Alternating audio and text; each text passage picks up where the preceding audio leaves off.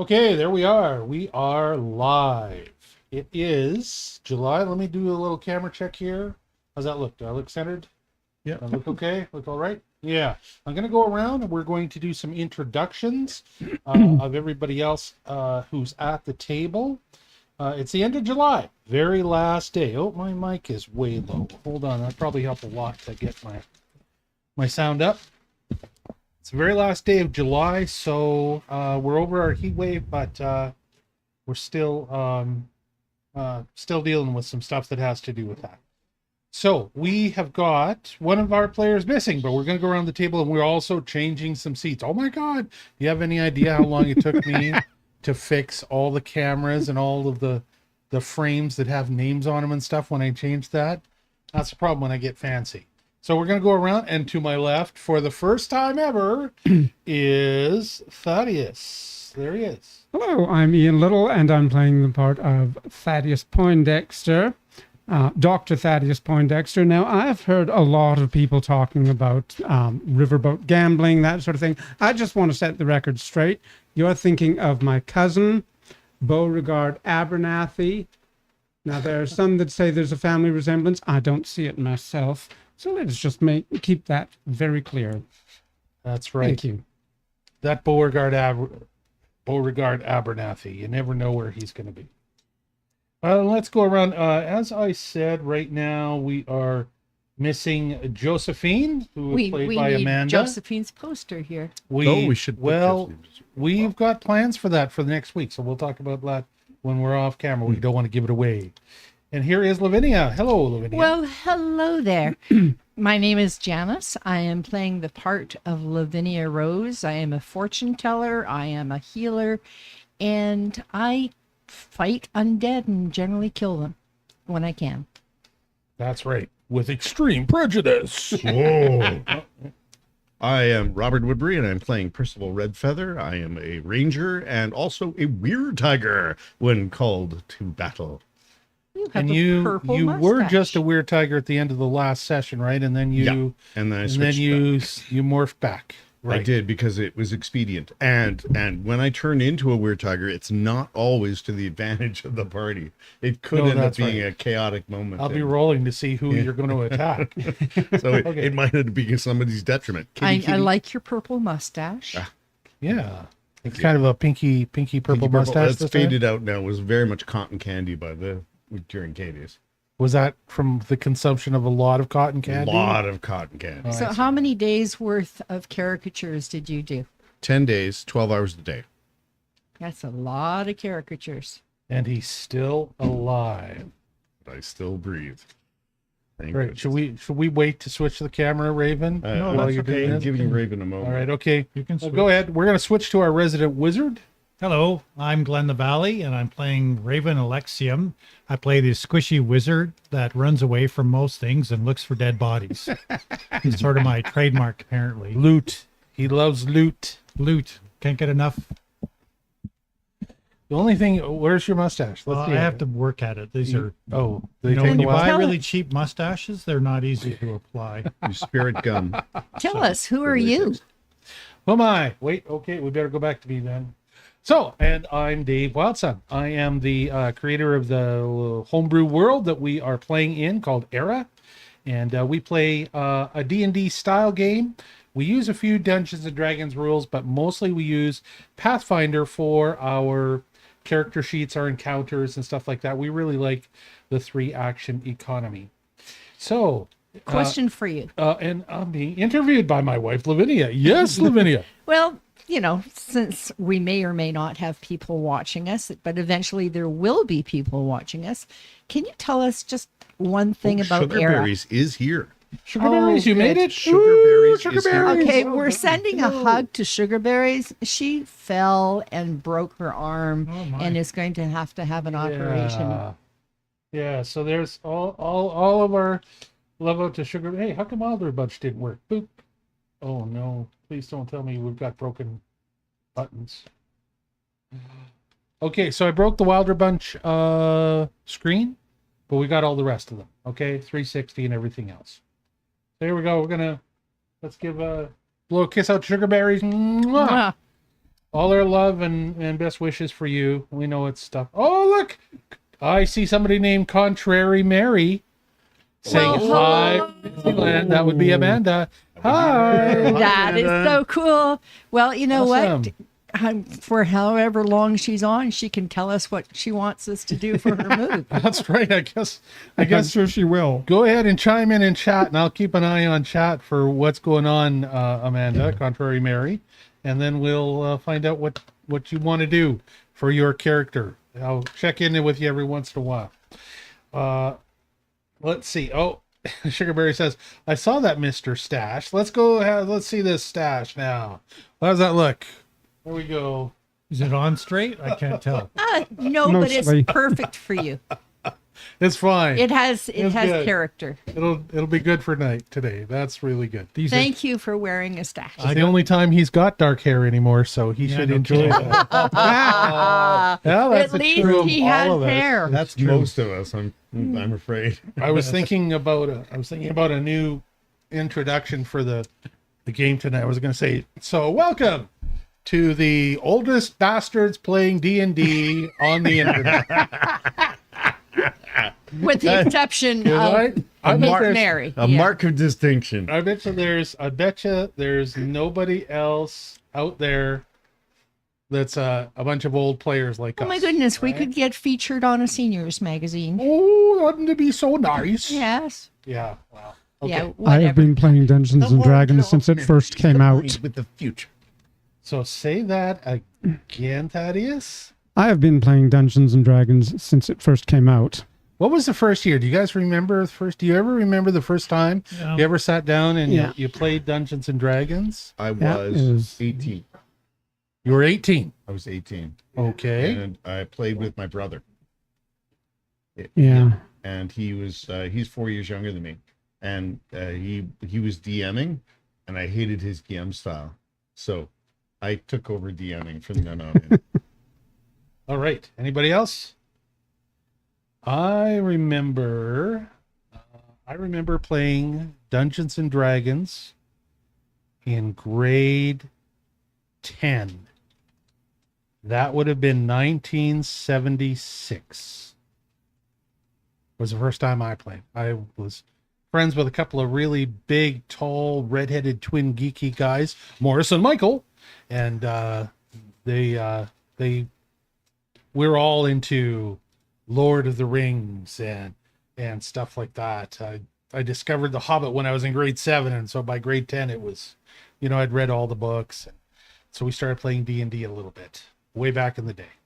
You know, I realized that I didn't even know D&D existed until you came into my world. Oh, well, there you go.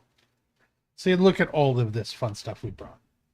Okay, let's go now. Hey, guess what? We get to go to the ever present journal notes. Dave Yay. goes to the journal. He looks at the journal.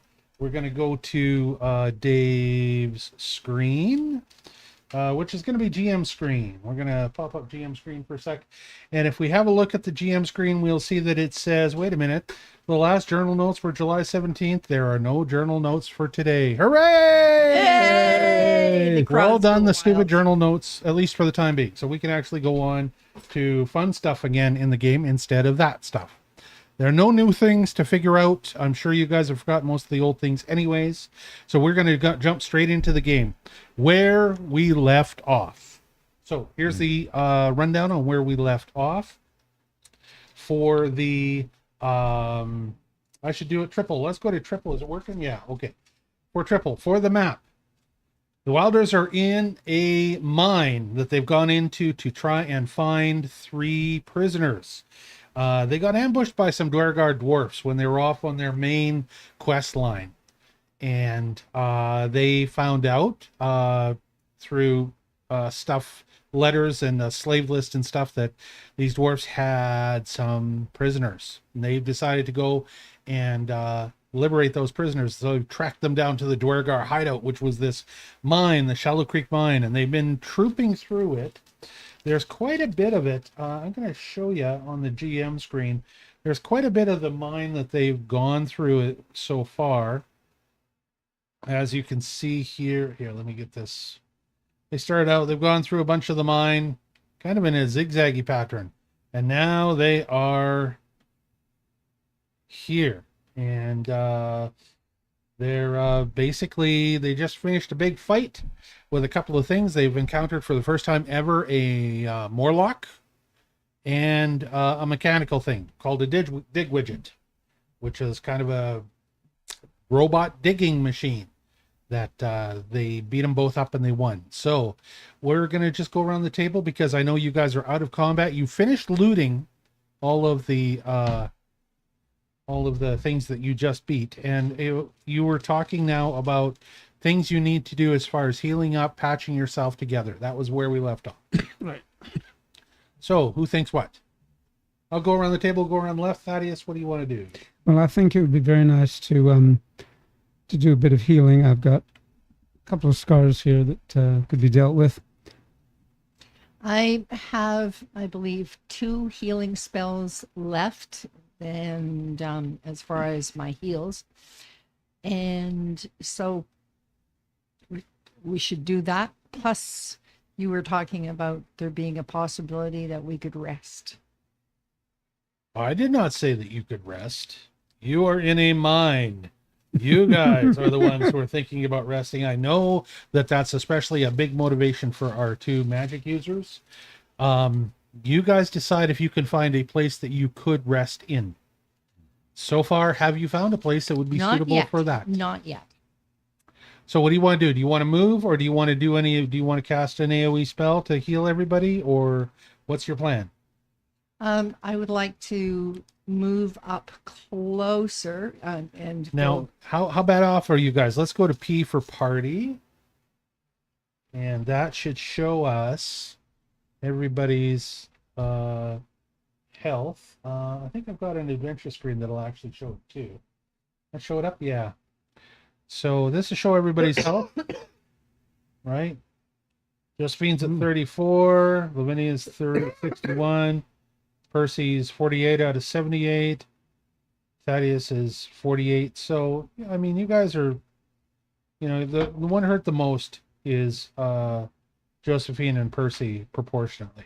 Because they're the ones doing most of the upfront melee fighting. Yeah, we jumped into the fray. So I have 2 of my alchemical potions left of healing that I had prepared previously. Okay. And I can offer those to one of each, and it's a 1d6. yeah, that's got a higher ones in some ways. I have a question for you. You have a question for me? My question is, can he do his and I can do mine? And Yes. Okay. You guys can overlap all the potions you want with healing spells. The only thing that's got a limit on it for healing is that bandages only apply 1 every 4 hours, 2 per person. Okay. Fair enough. Okey-doke. Do you want to go ahead and do yours first? No, it doesn't matter. Sure. So I give a 1d6 to both of these individuals. I should probably check and... Who's rolling it? I can roll it. All right. Here's for... Okay, you get 3, Thank you. Thaddeus Mr. gets 3 Poindexter, points. and 5 to our sharpshooter. 5 to Josephine. Oh, Josephine says, have fun tonight. We have some more rides to go on before we call it quits. Oh, so she's actually they must actually be at Disneyland today. Yeah. Cool. So she actually know said hi. All right. Cool. Okay. All right. So what I'll do is I will pull up Josephine's character. Doop-a-doop. Come on. There it is. And I will give her the healing that you talked about. It was, how much was it that she got? I think it was a 1d6. Yeah. And how much did you roll 5. for? Oh, it's a 1d8 I'm supposed to roll, I think. Oops. Well, re-roll them then. That's fine. I'm good with that. Thaddeus will go from 3 to 1. Okay, I rolled a 6 for Thaddeus. Thaddeus gets 6. Hooray. And I rolled a 5 for Josephine. Okay, I'll give her a 5. That'll put her up to 39. Nope, not 339. Wow. You never know. I mean, you guys will eventually get up there to levels like that when you're, I don't know, level 15 or whatever, something like that. Okay, so All right. So at this any point, more healing before you guys move on? yes, I haven't done my healing yet. So I'm going to be casting a heal on you because you need some work here. And who's the next lowest after? And who needs it most? How's Josephine doing? Josephine is at 39. 39. Okay, out of, so 50 something. yeah. So 39 of 53. Yep. So what's your plan? can I So just we're suggest both that in shape. anybody who needs healing just gets together? Well, they're all within, it's a 30-foot range. I mean, they have to work to get out of that range so right I'm now. doing a group heal on everyone. And it's a 1d10 now, right? You roll a 1d10. Roll a 1d10 and they all get whatever they get from those heals. And I'll apply it to Josephine. I've got her character sheet up on my screen for her.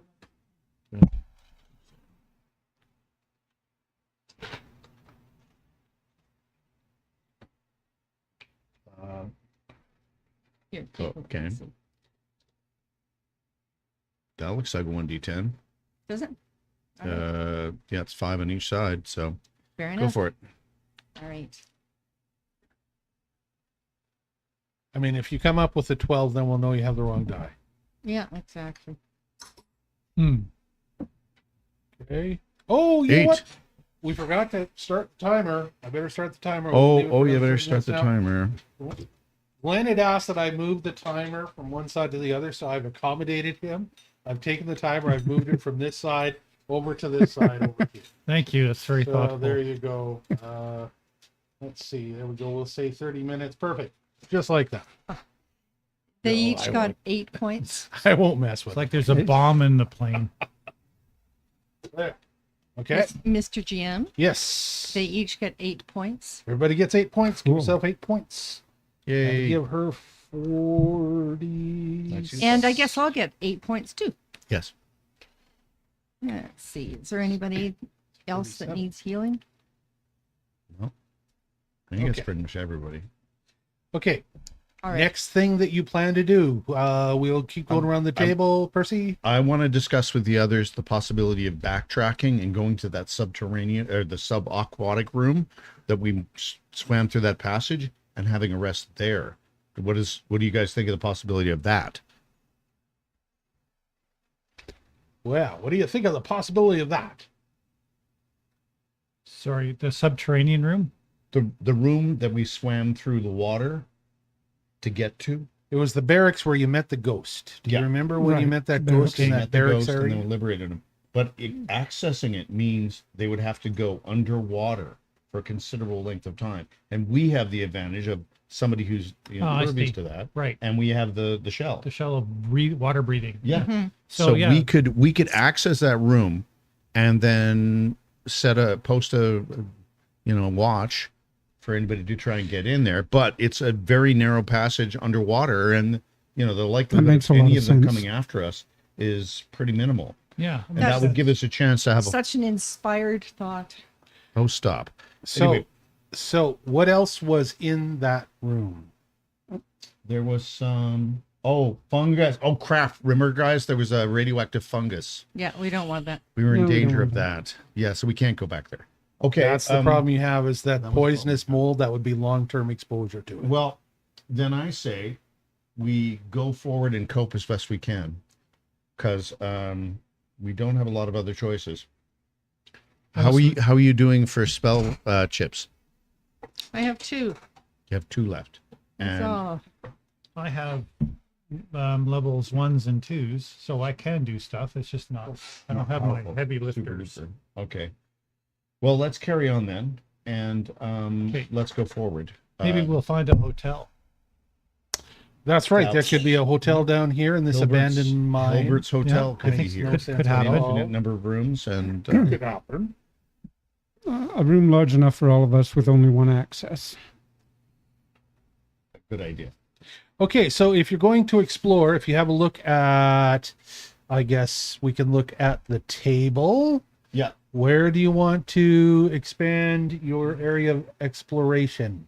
Well, we know that this area has been explored there, but not between there.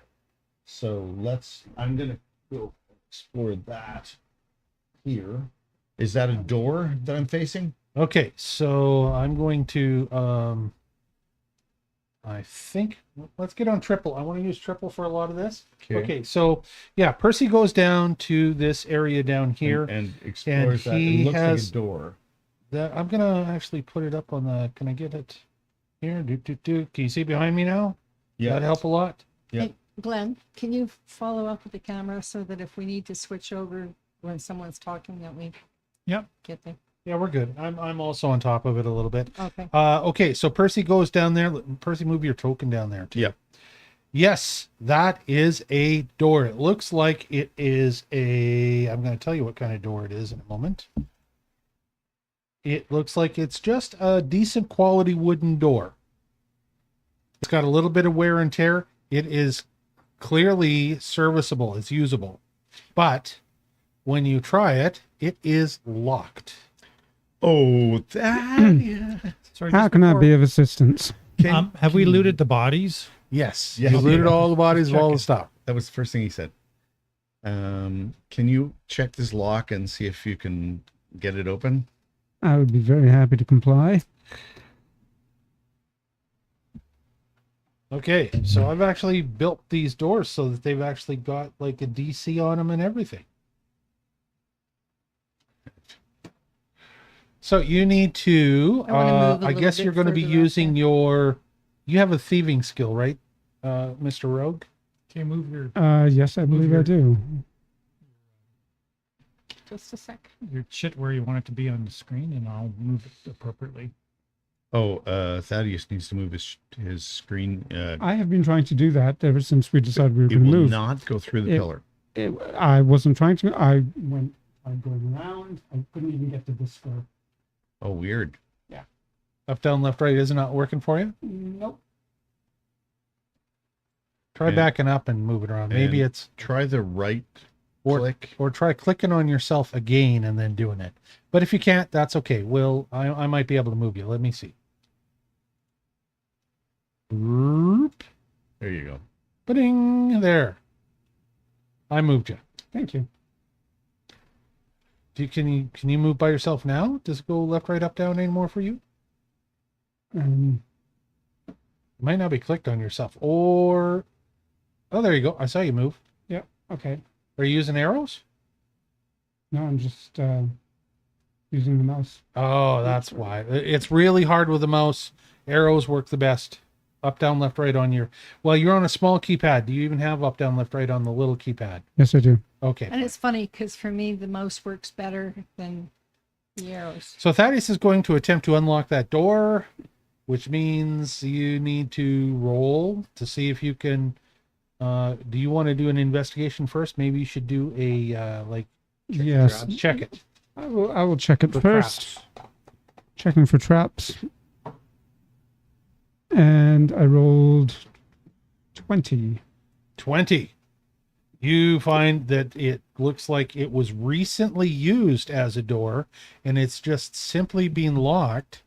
And then you seem to recall picking up a key at some point. Yes. Do you guys recall the key? We picked it up in that secret room. Or where did we pick up the key? I Who's don't, got the key? I don't remember. Do you guys I remember the key. You remember the key. Remember- I thought that I had. the floating jug? Yes. Oh. When you were in the room with the floating jug, Thaddeus was the first one there. And he saw something glinting on the wall and he picked up a key.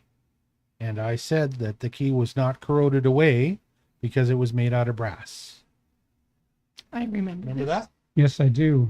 And I thought I put it into my inventory, and then I'm not seeing it.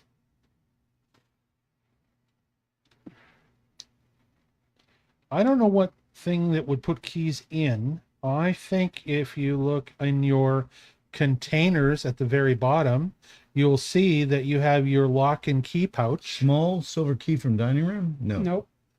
Nope. Key from Orzal. Nope. I got that one as well. I don't know where it is then, but you have it. So just assume you have it and see if it fits in the door. And you try it in the door, and sure enough, it unlocks that door no problem. Okay. So that door is unlocked now. I'm going to make it go away on the. Oh, A look at that. fine looking You have key. your own key. Oh, look at that. You have a key. Cool. Not to be confused with that one. Okay. All right. Is that door open? Can you guys actually go through that door now? Or not? Let me see.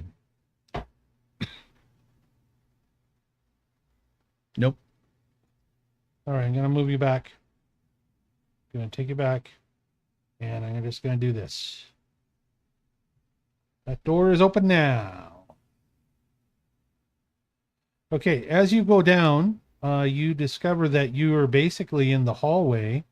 And as Percy goes down that area, he finds out the Bridger's trap is right there. Well, right in front of him, where he put it.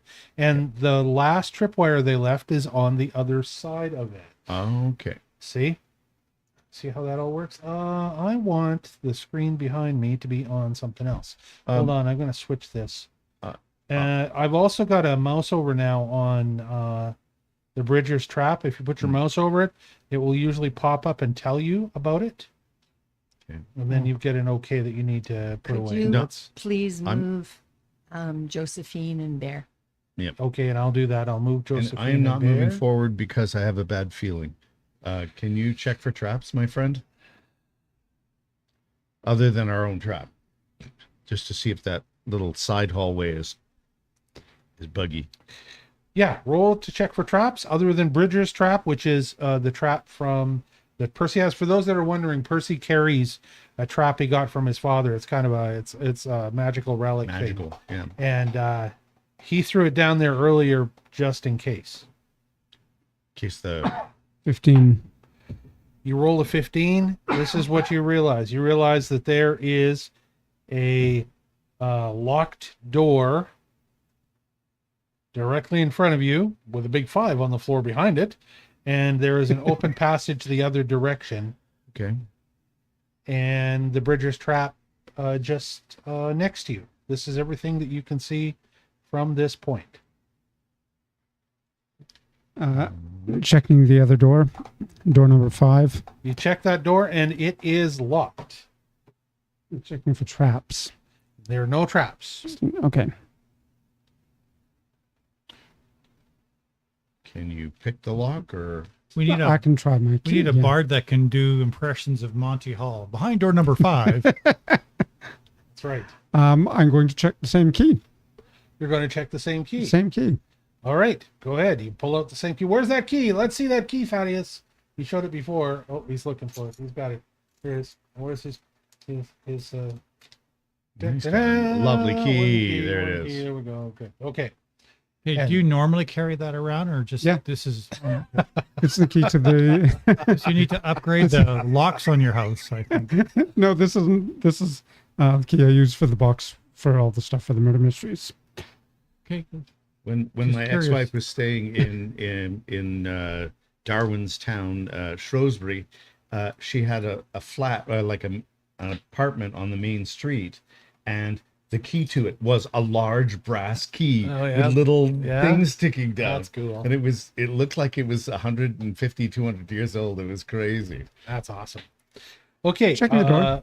Sure enough, key goes in. It unlocks the door. Click. No problem. It's a good quality dwarven door.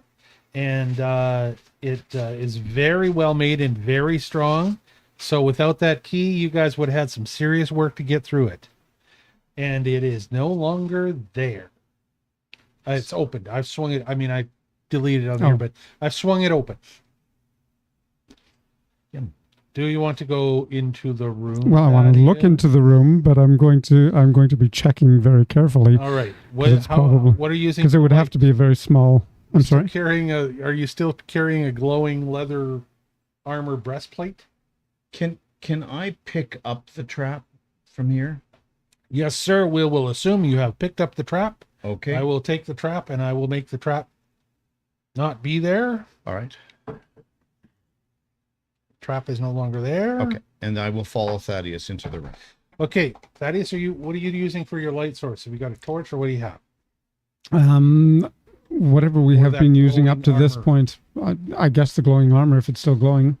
It would still be glowing, even though the dwarf Burgle got killed by that projectile launcher. It's supposed to have like You were 24 carrying hours. the armor, and so Yeah, it's got 24 hours All right. of light. you end up finding a supply closet. Congratulations! Hooray! Behind Let's get some door number supplies.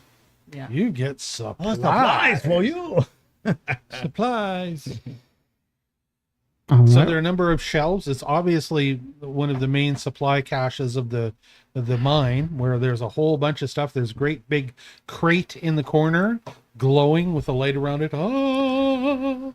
And a bunch of shelves. One of them has got a cute little potion icon it for. Does that work for you? Were you able to click it? Nope. Raven? I could, and I see alchemy supplies, Right. Okay. and I can gather 3 poles. Good. So these are now working as intended.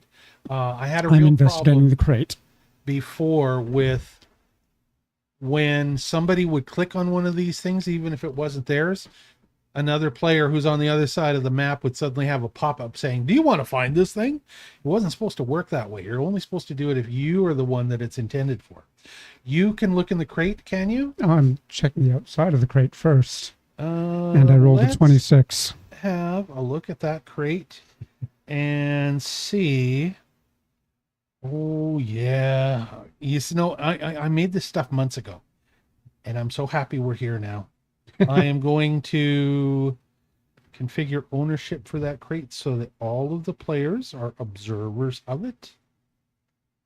You should now be able to click on that crate. Are you able to click on that crate?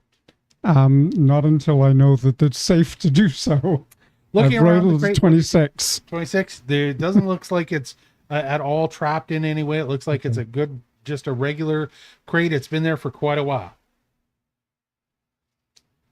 However, there seems to be some kind of plate with some dwarven inscription on the front and some switches. Do you Sorry, see that and when some you witch? Yes. switches? Do you see that when you click on it? Yes. Let's see if we click on it, if it shows. This is what it should show you. If you double click, it should show you on your own screen as well. It says, property of Shallow Creek Annex Mine. This here box is dwarves' property and is not to be messed with by any damn adventurers. Go bother the elves instead. And there are 5 switches. Somebody needs to talk to their marketing department. So, well, they're all dead now, so. Guess it didn't work out for the dwarves. This is a new thing that we have not talked about before. This is a puzzle. Okay. You must solve the puzzle to get into the crate. The puzzle is 5 switches. You'll notice there are some buttons along the side too. There's a button here for unlocking, attempt to unlock. There's a button here to share to chat if you were playing remotely. You can zoom in. You can zoom out. And then you can just click the X to close. You guys can all do this on your own screens as well, I believe, How do we right? bring that up? Because I'm not. Double click on the crate. Yeah, I did that. Me too. Did No. not work for any of you? Worked for me Oh, did it? briefly. Dwarven Lab Oh, I supplies. unlocked it. You unlocked it? Yeah. Dwarven Yeah. Lab supplies. So did I. Probably at the same time. I wonder how that worked. I'm going to have to work on my puzzles, I guess. You're not supposed to be able to do that. But see, it's an add-on, and I got to say, the add-on is kludgy. There's a problem with the add-on, the way it works. So this is why I'm having issues with it. Anyways, congratulations. You figured out the switches, and you open up the Dwarven Lab Surprise crate. And there's a lot of crap in here, too. Ooh. So the first thing that you find, and I'm going to do this for the folks at home, they can see too. The first thing you see is a book. And the book says, Staying on the Straight and Arrow. This book has a pamphlet pasted onto one of its first pages describing how to make a sleep arrow. It illustrates the materials required and how to create the item. It also has several blank pages which may be pasted onto. After you've read this description, let the GM know you understand this recipe. And then there's a recipe for sleep arrow. Which So- of our group is able to make arrows? Which of your group is able to make special ammunition? Well, special ammunition is also Josephine. Right? Yeah. Special ammunition is I just Josephine. wasn't sure if the arrows were also. But that's ammunition as well. Yes, ammunition is, for special ammunition, that's arrows and like cartridges, bullets and cartridges and stuff, right? Okay. Yeah. In this case, I'm going to edit that bridger's trap. I'm going to have to stop that. That's a problem. I'm going to edit the permissions so that now Josephine can see that book in her crafting. And that book will be a book that Josephine uses for her arrows that she makes. And it will have the sleep arrow recipe in it. So what does the sleep arrow do then? It's the sleep spell. In an arrow form. Cool. So it says an activated arrow. Oh, no, that doesn't have the. It does no damage, but a living creature hit by it is subject to the effects of the sleep spell. Mm-hmm. So that's what it does. I'm going to get this damn trap that keeps on giving me a mouse over even when I'm on other screens out of there. Okay. All right. So other things that you find in the crate. You find a pamphlet for minor healing potion. Now, you had lesser healing potion before, right? This one is probably the level below it. You No. guys see that all okay? Actually, mine was a 1d6. This is a 1d8. Yeah, so this will be going into the Holy Healing Helper.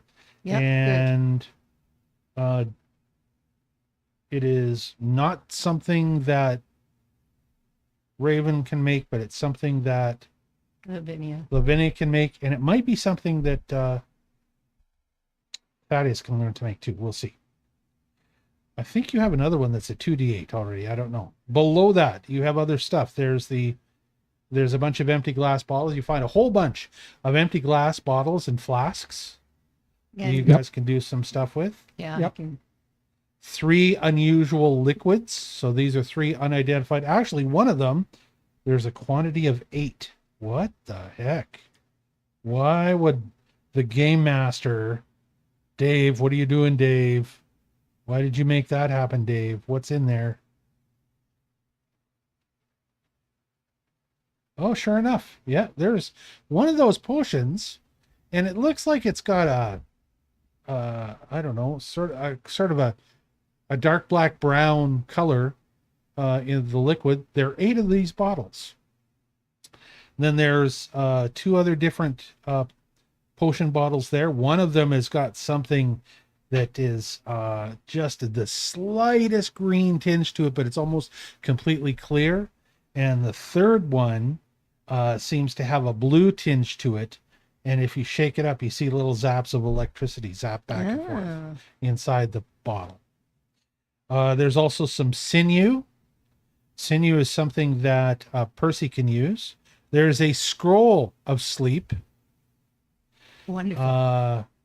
There's some oil, some heavy leather, a needle and thread, some cotton fabric, a flint. There's an empty black powder horn, 2 of those actually, 3 things of cotton.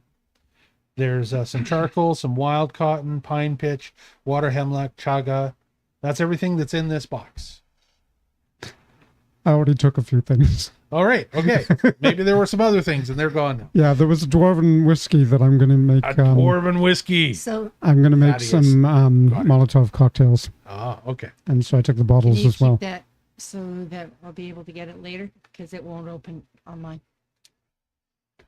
Okay, so you are unable to double click the box. And okay, I'm good. It worked for you this time? Yeah, it did. I Right. don't think I Okay. did it So, right. I don't think that there's anything else in this supply closet for you to find, but you know what? I'm going to check my notes. So just bear with me for a sec while I double click on the notes and see. This is a dwarven assay lab. Here, the founders tested and processed the ore from the copper mine. Really? Variety of laboratory equipment. It's awfully small. There's a chest with that thing you had on them. There's a journal describing the mundane daily operations of the mine, ending abruptly 68 years ago. And the supplies that you found. That's everything that's there. What do you wish to do now? Well, I nabbed the book, the pamphlet on how to make the sleeping arrow, Okay. because that sounds like me. It's going to be, I think the actual pamphlet says that it's got to be somebody who's skilled in making ammo. So it's going to be a Josephine thing. It's going to be Josephine thing? Well, I can Yes. give it to her later. You can give it to her later. Okay. I would like to do an arcane check on the 3 unusual liquids. Sure. You want to try and identify them? Roll to ID them. Do it one for all 8, then one for the next and one for the next. Okay, the one that's all 8 is I rolled a 16. And if we're doing arcane, I got to figure out You how to pull look the at that. cap off of the top. The 16 is fine. You pull the cap off the top of the one and you smell it. Still smells good. Smells a little bit like there's a little bit of just a hint of dwarven whiskey, but these are clearly ration bottles. So it's a ration. It's good for do you for a day. Okay. The one ration potion. So you have 8 ration potions. Okay. And you know what I will do? You're going to. I'm going to ID them because I've got my act together now. Okay. Identify item. 8 ration potions. Ration tonics, I guess, is what they're actually called, and they're ID'd now. Okay. So Next here's- thing, Yeah, I rolled in 11 plus 10 arcana. 21. It looks like you have found a potion of acid retaliation. Ooh. Lesser. So if you open it up, it says for 1 minute after drinking a potion of acid retaliation, you glow with a faint aura of acid energy. And a creature that touches you, such as by making an unarmed attack or using a spell with a range of touch, takes acid damage. Okay. And they'll take 1d4 acid damage. So it's only a minor, hurt them for a while in combat for a whole minute. Okay. So are you going to put that in your stuff, or should Well, I put that in mine? Or It doesn't matter to me. I don't really get close enough for people to hit me, so it doesn't really. all right, so I should probably put it in with my potions. Probably would do you more good than me, being that you're a melee Yeah. person. My last one, I rolled a 4 plus 10 is 14. And that's fine to be able to identify the next one. And you discover the next one is a potion of electricity retaliation. So same thing, except that they take electricity damage. Okay. So that's probably more you than it is Well, again, because it's more arcane. it's a Yeah. function of you have to hit something or something has to hit you in order for it to work. All right, so I'm probably still Yeah, if they're hitting me, I got big problems. yeah. All right. Anybody can use these. So anybody that is engaged in melee fighting is the best candidate to chug one of these at the beginning of a fight. All right, Again, I've just though- been moving things over to my inventory here. Should I have just been putting them into the bag? Well, if you need to, the throw them stash? back in the bag of holding, that's fine. Well, I'll put them over and then I'll sort them out. Whatever later. you need. I just don't want to have them disappear and then wish I had. Okay, well, that was The rest of helpful. these things are crafting supplies that various players need for their crafting if they're going to do any crafting. Yeah, Josephine's going to need the empty black powder horn, I'm assuming. Yeah, I don't think any of these help me. You will find that a couple of them may be applicable to some of your alchemical recipes that are in the crafting in the recipe manager. or pamphlets that you find in the future, like the oil, for example. But right now, I mean, lead chunks, that's a Josephine thing because she needs lead chunks to be able to make ammunition. Charcoal, there's a bunch of you that use charcoal. Pine pitch is going to be used in a number of different recipes. A flint, the same kind of idea. Anyhow, now that you have finished this up, what do you want to do? Are you going to leave the supply closet? Or are you guys going to try and all squeeze in here? It's a 10 by 10 space. You could all sleep in here if you needed to, I guess. I want to explore in the other direction. You want to explore in the other direction? Yep, this direction. Okay, how far are you walking down that direction? I'm walking 1, 2. 1, 2, move your token there too. And I'm going to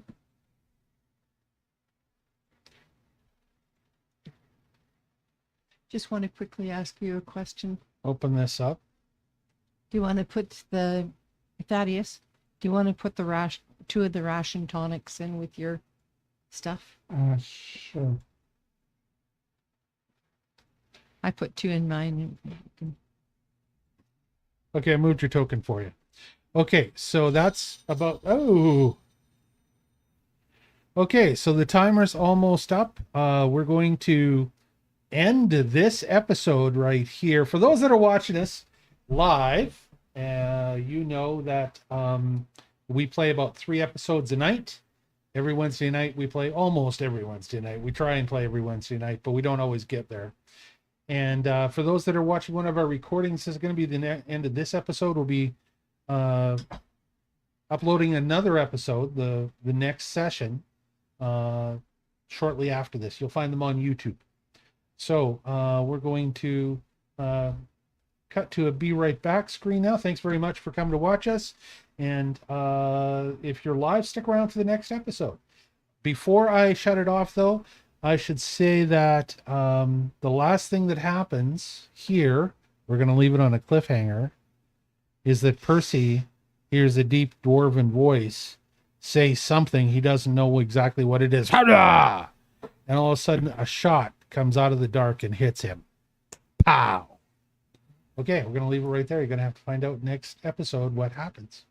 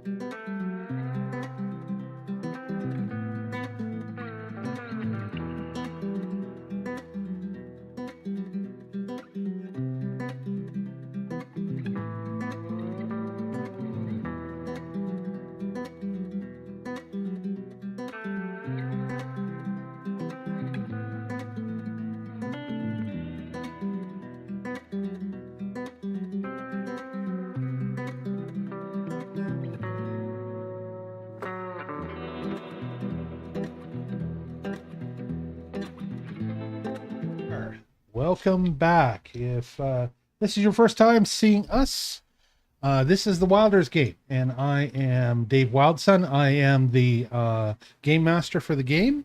We're going to go around real quick, just say real quick hi to all the players. We're missing one tonight, but here are all our players. On the left, we have Mr. Thaddeus. Hello, I'm Ian Little, and I'm playing the part of Thaddeus Poindexter. And what are you, Thaddeus? Thaddeus is a trained medical professional who does a lot of treating wounds in the Old West.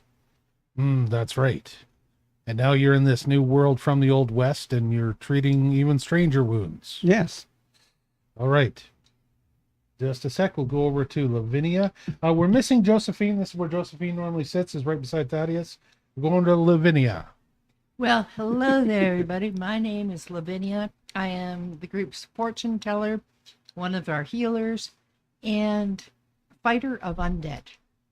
Fighter of Undead. She is a Death Realm cleric. I am Robert Woodbury playing Percival Redfeather, and I am a mighty, Rob, brave. Closer to your mic. Oh, sorry.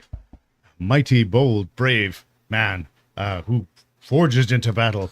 But my brother was killed and joined the Wild Hunt. Yes, and is now serving in the army of the Shadow Lord.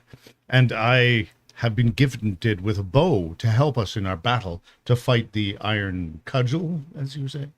And we are stuck in an alien landscape, and I have been bitten or created as changed into a weird tiger when I am confronted with a mighty battle and have lost enough energy to turn into this tiger. I am unstoppable. Okay, and Mr. Wizard. Okay, well, I'm going to be brief in comparison. And I am a wizard that is multi-classed into alchemy, and my name's Glenn the Valley, and I'm playing Raven Alexium. And I have a raven who is my familiar. You don't have a wand with you right now. Where's all your skookum wands? They're in my wand pack. All right, well, that's okay. I We'll can reach it, but that's all right. when we That's need all a right. wand, I'll pull it out. Okay, so to pick up where we left off, if you were watching one of our recorded episodes on YouTube or elsewhere, we play about 3 episodes a night over our game nights, which is Wednesday nights. We start at about 7 p.m. Mountain Standard Time. And this is our second episode tonight. We ended the episode before this on a cliffhanger. Dun, dun, dun. Boom, boom, boom, boom. So if we go to the screen, I'm going to recenter the game map so that we can see it a little bit better on the camera. You guys are actually, I'm going to go over here like this. Can you guys straighten those minis out to where they are? The minis are where the tokens are. We use minis and tokens on purpose, just so that we can keep track of everything. We use the Foundry system for most of our stuff. Okay, you can sort of see on the game map where, let's go to table map for a sec. You can see here where Percy is. Somebody point out Percy. Put your finger on Percy. Percy is right there. Percy has decided to explore and walk into an area. They were just looking in a big supply crate closet, and they found a whole bunch of supplies they needed. And he walked into this area, and the last thing that happened before we ended the last episode was he heard some kind of dwarven command, ha ha, and there was a shot taken, and a shot hits him. Everybody roll initiative. Dun, dun, dun. Dun, dun, dun. Let's Dave get our good old initiative tracker up here so that we can Oh, nice. get this thing worked out and started. I think I already roll. Yeah, I already rolled for everybody, so I can just straighten people out. Percy, what did you get on the initiative? 31. Woo! Excellent. That's actually what it already says here is 31. That's cool. And what about you, Raven? 25. 25. All right, we're going to move you up in the initiative order a little bit. What about you, Mr. Thaddeus? 22. 22. Okay, they're in the right place. Lavinia. Just a minute. You know what? I will roll for Josephine Smith. She rolled a 17, and she's got an extra bonus on her initiative as well. Let's go look and see what that is. Her initiative bonus is a +10, so that's a 27 for her. Raven, you were 25, right? 25. And I'm 21. Okay, putting Josephine there. Lavinia is right behind. Okay, good. Got them all set up. So one shot before anything else happens, it hits Percy, and let's find out if, in fact, it does hit Percy. I'm going to roll to hit for the unseen thing in the dark. I think you guys can probably guess what it is. I'm going to roll to see if he hits you. What's your armor class? 21. Well, he rolls an unbelievable 3 Ta-da! and misses you like hell. And a shot goes right past you, right here, Percy. And it goes. I'm going to wear square bandage. on me. Okay, so, anyways, shot just misses Percy, and it is now. I'm still Let's see. alive. Missed me. Okay, it is now. Hold on. We're going to. I got to straighten this out. I'm going to. At the risk of doing extreme harm to myself, what is the trajectory of the thing that went past Percy's ear? Well, the thing that went past his ear was fired from about 4 feet off the ground. It went upwards. So Okay. you hear go pa-ching, and it actually shoots off into the corridor that's right behind you based on where your token is facing. Okay. All right. So if we look on the table map, it actually hits this point right here, kind of where it's up there. Okay.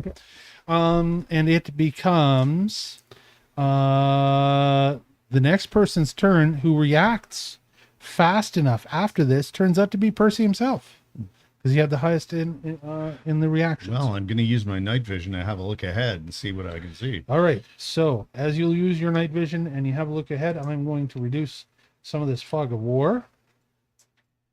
And it is pitch black out there.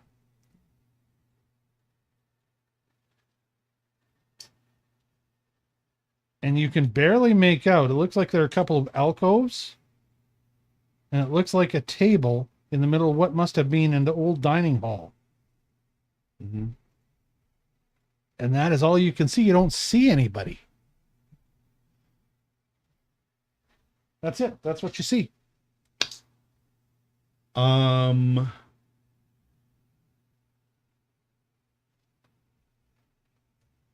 thing logged me out and it won't let me log in. Give me a sec.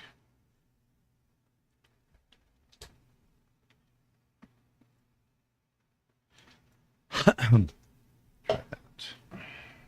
See if it'll go. Maybe it will let me in again. Do you want to skip your turn and come back to you? Welcome back. Yeah.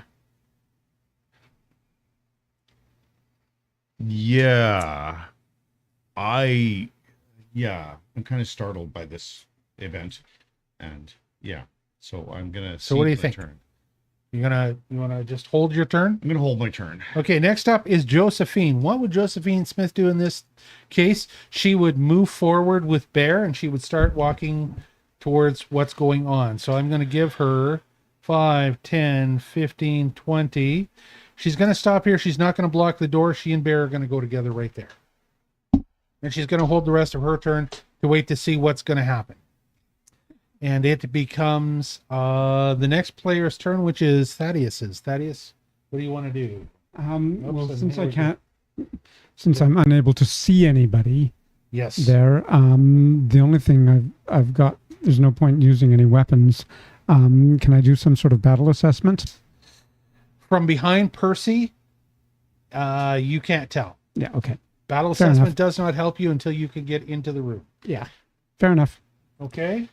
That means that it actually becomes Lavinia. What would you like I'm to do? going to go over to where Thaddeus is, and I am actually going to I missed Raven, didn't I? You did. You did. I'm going to put go, you right go after back to Lav- Raven. Okay, fine. Let's go back to Raven and then Lavinia. Raven, go ahead. What do you want to do? Oh, I want to move closer. So 5, 10, 15, 20. Can I move to here? I think I can, right? Yes, sir. And I cast a level 2 spell. I cast Summon Animal. Ah, summon animal. All right, so we use these poker chips as our tokens for spells and magic items that have got to use, that you get back in a day, or all those kinds of things. We will put that in our little chip bowl. Ping. And what animal are you summoning today? I am summoning a cave scorpion. A cave scorpion. All right, well, today the cave scorpion will be Look like a played velociraptor. by the Velociraptor. The crowds go wild. The crowd goes, yeah, the Velociraptor's back. So the cave scorpion is played by the No, actually, Velociraptor. I can't even do that because What's it's 3 moves. It's 3 actions to cast a summon. And Oh. I can't do it because I just moved. So the Velociraptor hangs his head.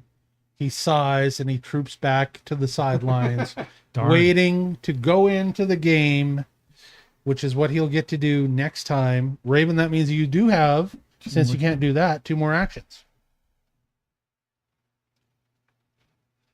I don't have an area of effect handy, and I can't see this guy. So I'm gonna I will move your token summon where you are. Flaming Sphere. Okay, because it takes you 2 actions to do that, And doesn't that's a 2 action thing, yes. And Right. it's a sphere of flame in a square within range, and I have a 30-foot spot. So I would expect this would also shine some light into the space, wouldn't it? A little bit, yeah. I'm going to say that it gives, I'm going to say about a 15-foot light. Where do you want it to be? I want to put it right on that number 7. Okay, well, I happen to have a flaming Mr. sphere Red that we're Feather, you gonna might drop want to right duck. there. Ta-doo. There we go. There is a flaming Okay. sphere. And that ends my turn. All right, so for our flaming sphere today,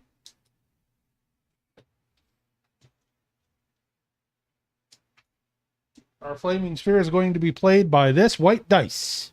You can go put it there until I get a flaming sphere. I know, put it on there. That way we'll know. See? Now So everybody can tell what's what. one is called a die. You're right. It's a white die. Okay. makes you the Mr. die English guy. teacher guy. Die guy. So, Never what are say we going to die. do now? We have got that. That's the end of Raven's turn. That means that I said, Lavinia, we needed to pick back up on your turn, right? So, Okay. what do you want to do? So I am going back over to where Thaddeus is, wherever he is. Okay, and I'm casting shield.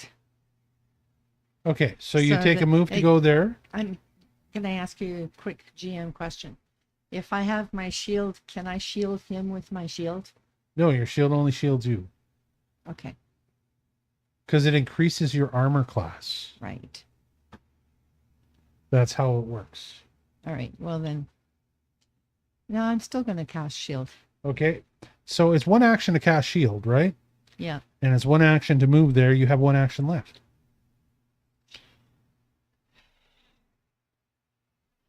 Hmm.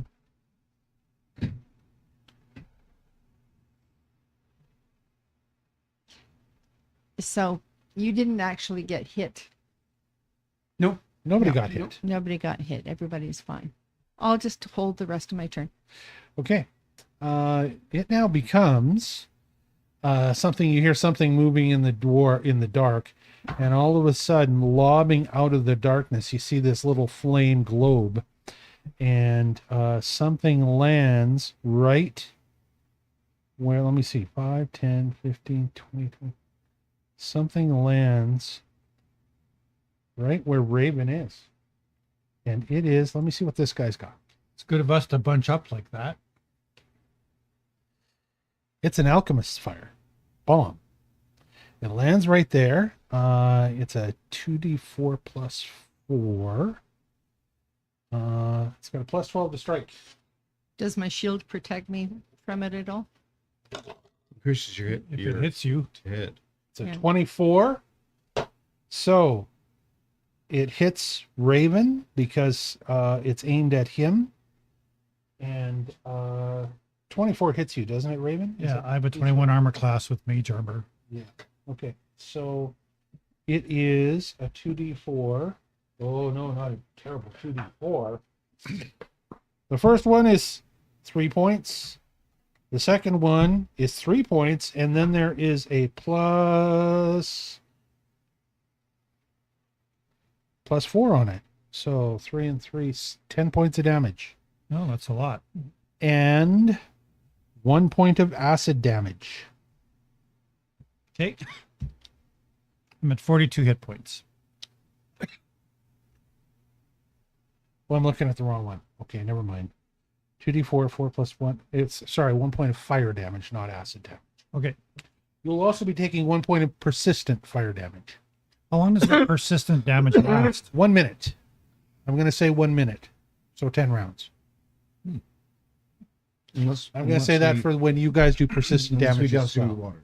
Now, I reserve the right to change that as I do more research, but for now, 10 rounds seems to be reasonable to me. Okay, that means that it is the end of the near, and you hear some shuffling around, but you don't see anything. Percy is able to see a small figure who has darted out of an alcove, Oh, made the toss, and I darted held my back in. action. So I'm going to fire my twin takedown. You know what? You did hold your action. So I'm going to say Yep. that this dude is visible now, Okay. and you can take a shot at him as he darts out and he throws that. Yep. Does the flaming sphere help at all? Oh, It helps. It helps him be seen. Right. Yeah. Yes, absolutely. It's increasing visibility. But he's not close enough because he only takes half a step out so that he can get a line of sight on you. He doesn't even take a full 5-foot step to get there. 22. Does 22 hit? No, sir. Oh, ouch. Oh, wait. No, it's 24. Okay, that does hit. Okay. Are you sure it's not 25? No. I'm not sure. And the next one is garbage.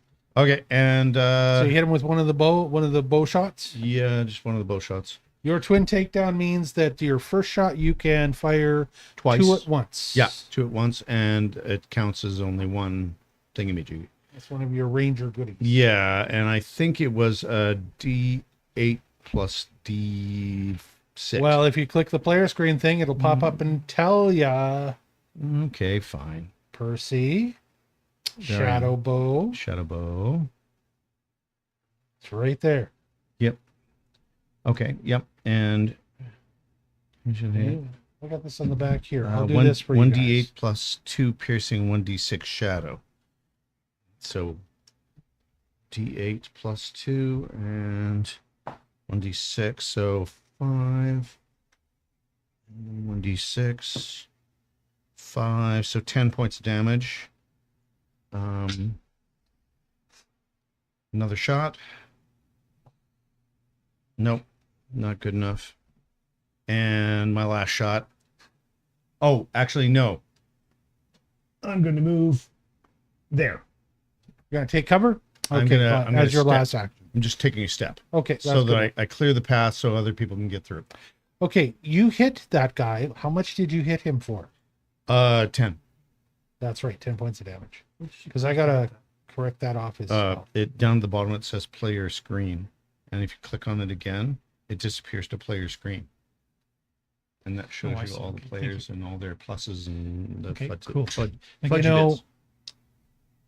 For those of you at home, when you get old like this, you start to have problems with your memory. And sometimes I feel bad when I forget stuff. And then all I have to do is sit at this table and play with these people. And I always feel good about myself because these guys forget fucking everything. Yep. All right, let's go on. That's just a Let's little see. hurtful. I know. Yeah, we little bit still hurt. I appreciate it. only spent, I don't know how many minutes a couple of sessions ago saying, this is how this works. Player screen, yeah. Let's go on. We have were, got... Were you still holding an action or no? No, she... And, Well- and you couldn't do anything, Thaddeus. No, I couldn't do anything because I couldn't see anything. Does that mean you were holding your action? Or Lavinia, you can move if you want to now, right now. Okay. I'm just going to move back one. I don't want to be in the whole area of effect, actually. Mm. Right. And you know what? Your token's in the wrong place. So I'll put you back here. You're in the supply closet now. Is that where you went? Yeah.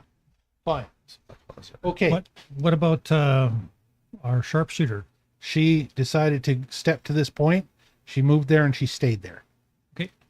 She's not going to be super aggressive because she's not here actually playing. And So I'm not going to play her aggressively. Would she have sent her doggo? I'm not going to risk her doggo that way. No way. Okay, cool. It now becomes the enemy's turn to respond. And a second enemy steps into the light. Dork.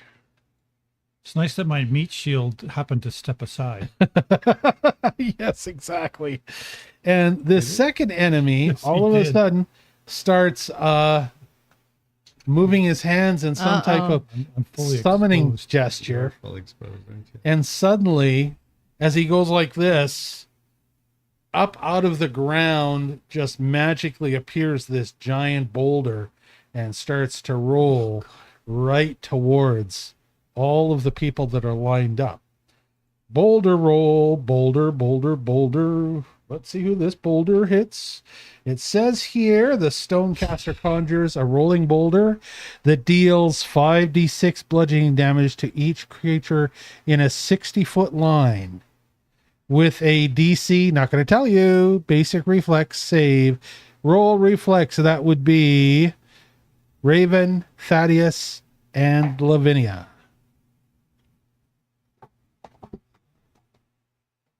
Remember, you can. You're apparently Thaddeus. Is this a Munukers Thaddeus has moment? actually done it. He has Thaddeus done it. Here it is. Here it is. The moment where The moment Thaddeus. we've all been waiting for. Thaddeus, did you roll a 20? I did. He rolled a 20. A 13. Thaddeus, the streak is broken. Oh my God. For those who may not know this, Thaddeus is legendary for having the worst dice in all of the players in any game you ever saw. He's very good at rolling ones, so now he's rolled a 20 and That he was is a very out of the good way response. 100%. What about Raven? Plus 13. I rolled at 18 plus 11 is 20. You are 29. out of the way, my friend. Uh-oh. And you do not take that. Let me see. If I'm going to say that with that level of reflex, you're good to go. Yeah, you need a D20. And Lavinia, you're the last one. I am. Unless that's a D20. That's a D20. Okay, go with that one. It's bigger. 17 Plus. Plus whatever your reflex bonus is. plus 12. You're good. Oh, yeah. So all of you managed to dodge out of the way as this massive boulder rolls right through and crashes into the back of the dwarven supply closet that you guys were all. That shelf is toast. That you were all in. The crate that you previously. Here, let me give it Where's the tray? Where's the map? It would have hit the shelf, not the crate. That's right. It would have hit the shelf, crushes into the shelf in the very back of the area right behind where Lavinia is. Yeah. Okay, that is the end of that turn, and you hear some other scraping and moving. Let me see. These guys are all doing their thing. Okay, and it becomes Percy's turn.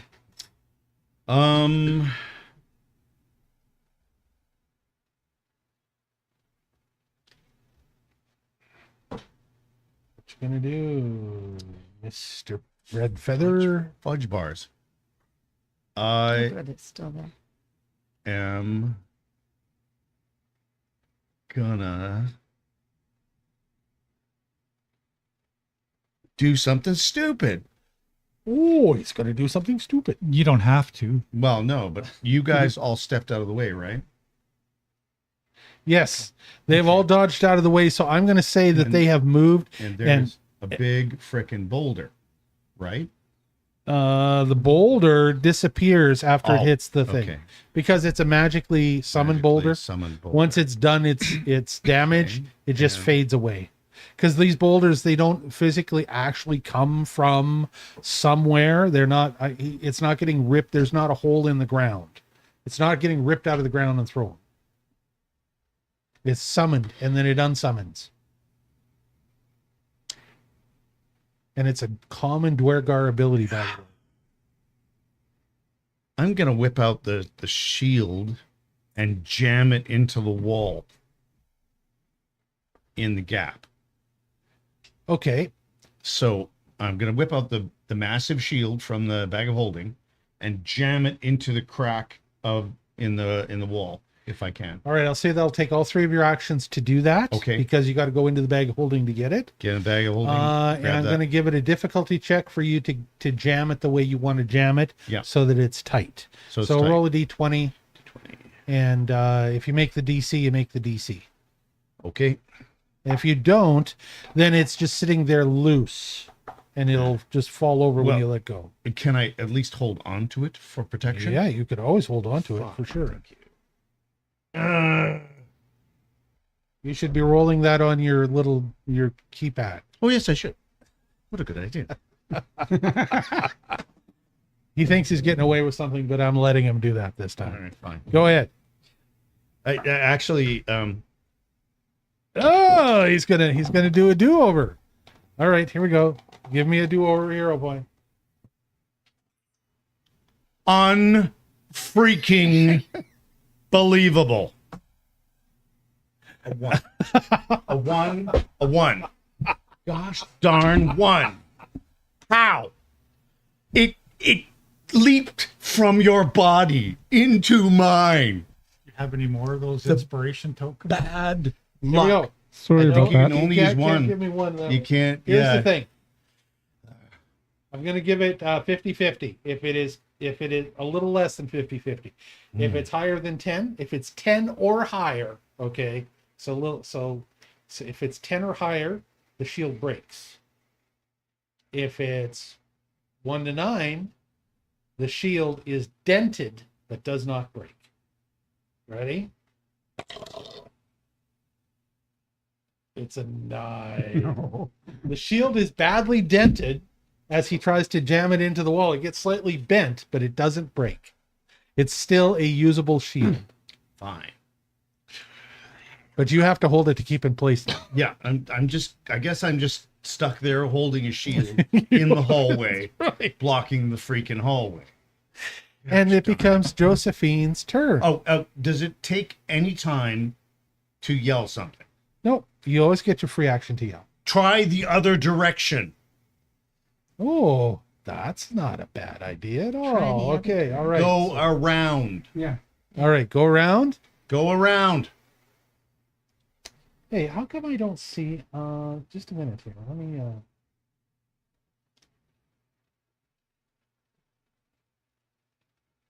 Okay, sorry, I had a little technical issue, but I'm good now. Okay, Percy says that. It becomes Josephine's turn. Josephine picks up what Percy's putting down and decides that she will, I'm going to roll for this just in case she decides to chicken out or actually do it. She's going to go with bear around and try and go around. Yeah, she goes around. And so Josephine decides that she is going to try and go around the other direction. And she goes 5, 10. She goes 15, 20. Here's the table map so everybody can see where we're going. As she goes down here, she starts to see more of the area. And I'm going to open this up for what Josephine sees. Josephine has got dark vision. Yeah. So she has no problem seeing all of this as there's she more stuff moves there. forward. But wait, there's more. There's more.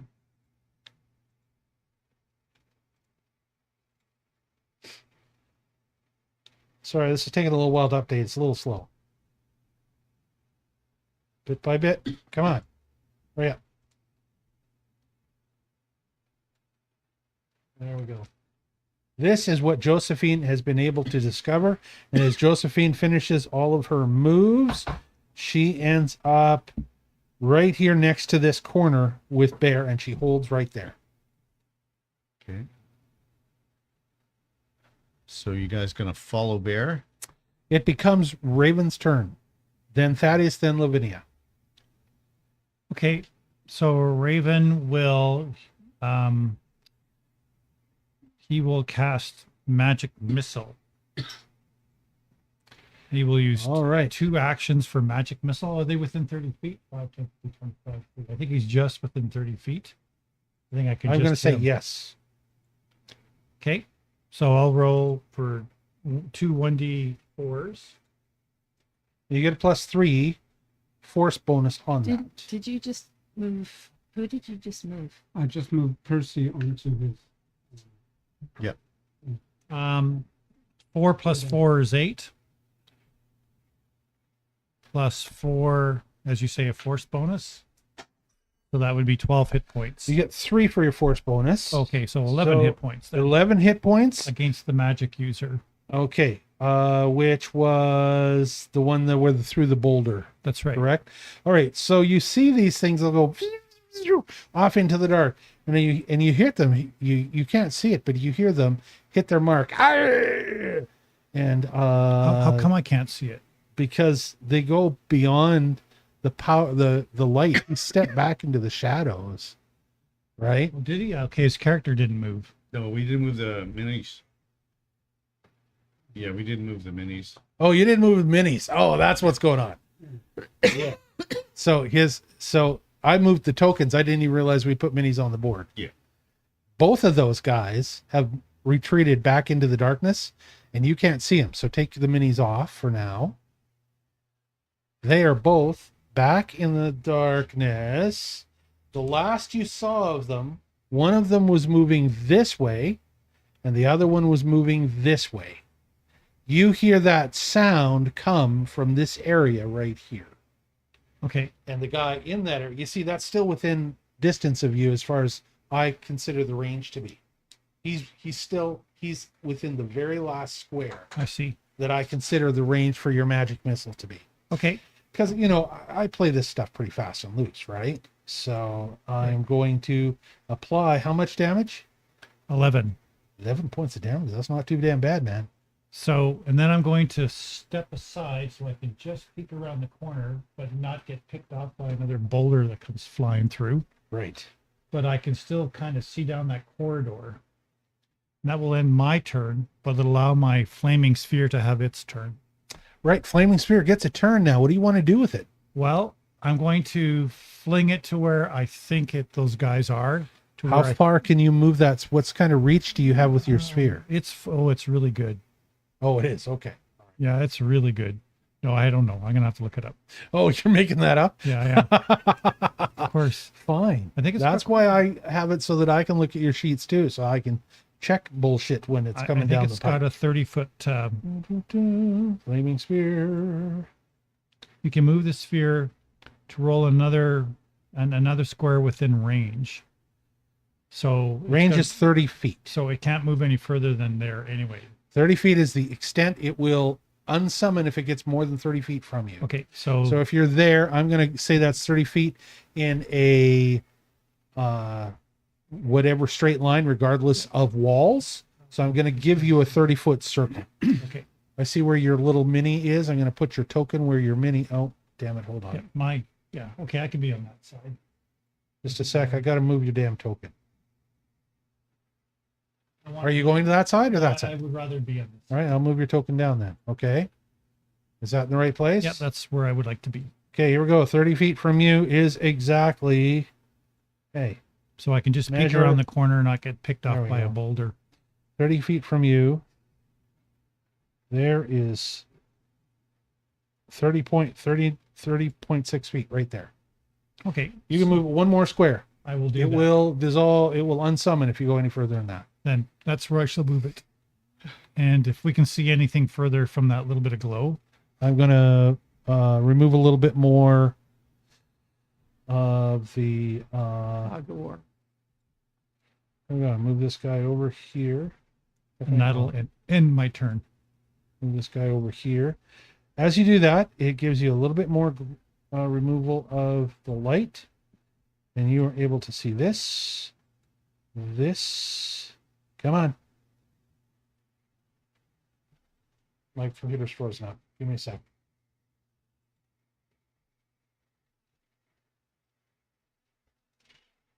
So we use a simple fog. Whoa, page unresponsive. Wait. Okay, good. So my computer is lagging badly, but of course I'm expecting a lot from this laptop because it's encoding and transmitting like 2 screen scenes. Wait.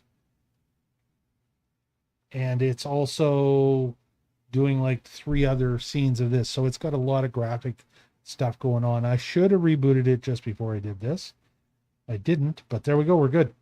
Okay, so that ends my turn. The other thing that could be happening is that maybe I'm having a connection issue with the Forge server. I am once again waiting. That's the end of your turn. And that means that it becomes Thaddeus's turn. What would you like to do, Thaddeus? Thaddeus is going to follow Josephine. Okay, so Thaddeus is able to, you've got 3 actions. You get 25 feet of movement per action, I guess. So it's 75 feet. You can go all the way over there if you want to. Yeah. 5, 10, 15, 20, 25, 30, 35, 40, 45, 50, 55 at 60 feet, right to be beside Josephine. Okay. Because I hate to state the obvious, kids, but I think it's better to sneak up on them from behind. To do which? Sneak up on them from behind. No, that made sense. Your head was turned away in the other Oh, direction. sorry. So it's- Okay, Thaddeus, you go that far. Do you want to go any further? Well, there's a crate there. There is a crate there. You could stop and check the crate out if you want to. It will give you supplies. It's just one of the extra fine things. Has nothing to do with combat, though. Carry on. I'll be here a while. Okay. He found a crate of goodies and he's going to loot. What? You see, isn't that what gamers do? Ooh, okay. Shiny. Okay, becomes Lavinia's turn. We're getting rocks cast at us. And I'm following them. You are following them? Okay, Yeah. so you decide to go, and I'm going to count at 5, 10, 15, 20, 25, 30, 35, 40, 50, 55, 16. You can get right up there behind them. Could somebody help assume. move me, please? Do you wish to go past them at all? Yes, actually, I do. You want to go in front? You're going to move in front? Okay, what did I count? 30, 35, 40, 50, 60, 65, 70. You're 70 here. You could go 5 more square. You could go 1 more square if you wanted to. I will go 1 more square. All right. So Lavinia walks down there, and this is what she sees.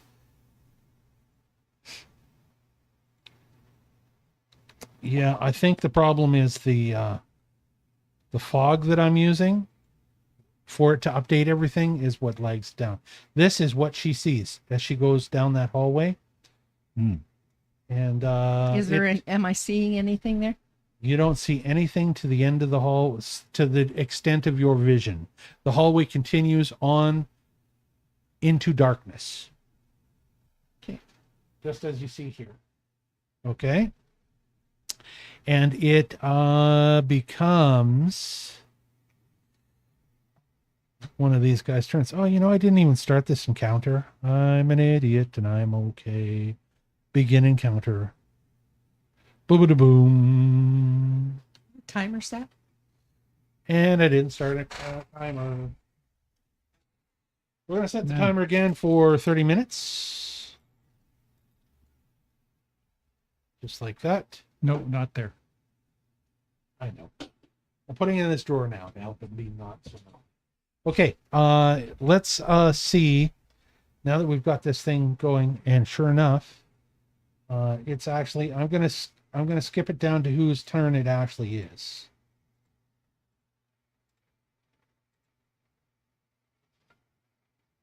Boom. It's Grateful Duergar Bandit's turn. He steps out from where he is. He's the one that took some damage from Me. from Raven. Oh, from Raven. From Raven. He's got 5, 10, 15, 20, 25, 30. He's got 35 feet from where he is. If he's going to take another shot, he doesn't have a boulder to roll. So this time, he does the next best thing that he's got that he can do. He grabs his arms like this, and Percy can see him in the distance as he goes like this, and he starts to shake his fingers like this, and all of a sudden you start to feel the ground underneath you tremble, rumble, rumble, rumble, rumble, rumble, rumble, rumble, and each creature on the ground in a 10-foot emanation, which is you and Raven, because he is still within 10 feet of you, takes. You make a basic fortitude save to see if you can avoid the damage. Raven and Percy. 27. Beat the DC. You beat the DC, no problem. Basic fortitude save. It's not a hard DC. 18. No, you take 2d8 bludgeoning. Ooh, that's a lot. The DC was not bad. It's only a DC of 21. But if you roll bad, you roll bad. The first one is 2 and 5. 7 points of damage.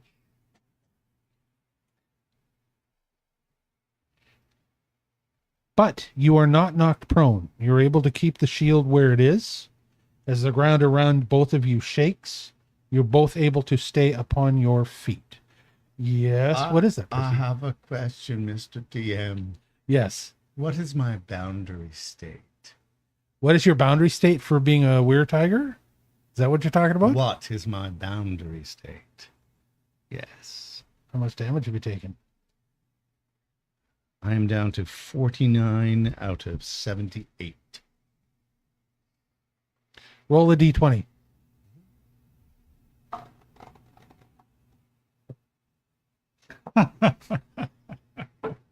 Dear God in heaven. I take that wasn't a good one. Was that another one? Okay. So, I am going to roll. There's a 1 in 400 chance you would roll. 3 ones in a row. No, I it's know. actually Outside of the 1 in table. 1,600 you would roll 3 ones in a row. Aren't you glad you moved? That's That's how right, it's, see? All the luck just jumped a seat when you went the other way.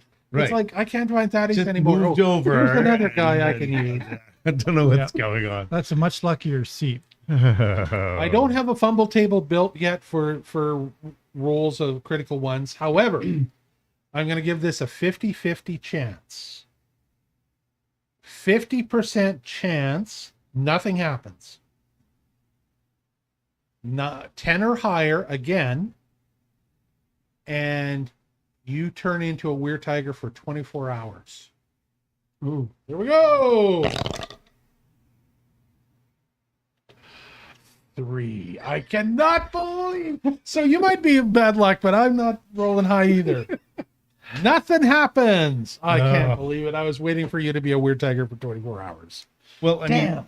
mean, I wonder at what point I will be able to control it, and actually say, I'm angry enough that I want to So kick some butt. it'll have both things will have a difficulty class. So the way we'll play this is that one is difficulty class to morph Yeah.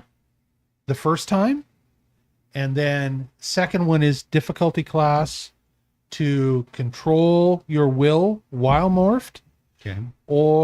and also part of that is control of that will would be to unmorph. Okay. So you'll have those two things to roll to see if you can do. And that difficulty class, the longer you are, the more times you are successful, each time you are successful, it'll knock it down a point.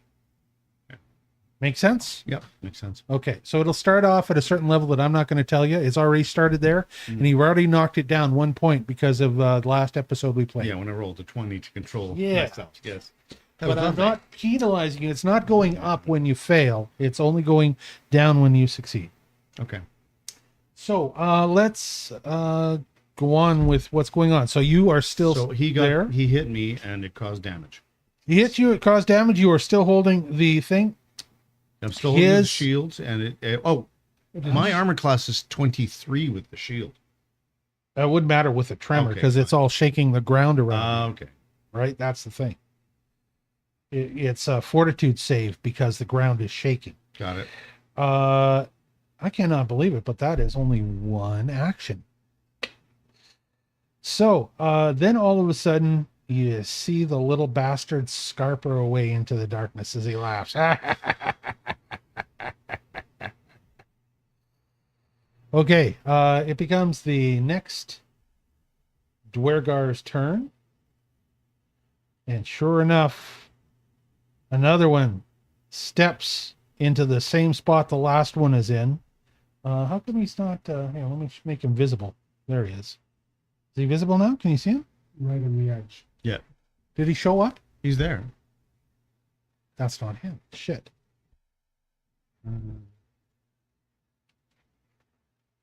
There. Oh, there's one. So there's Okay. 3 of them. Oh. You guys had the intelligence about how many there were from Willibris. But of course, like I said, old age, they don't remember. Willibris said there were 4 Duergar dwarves. So this one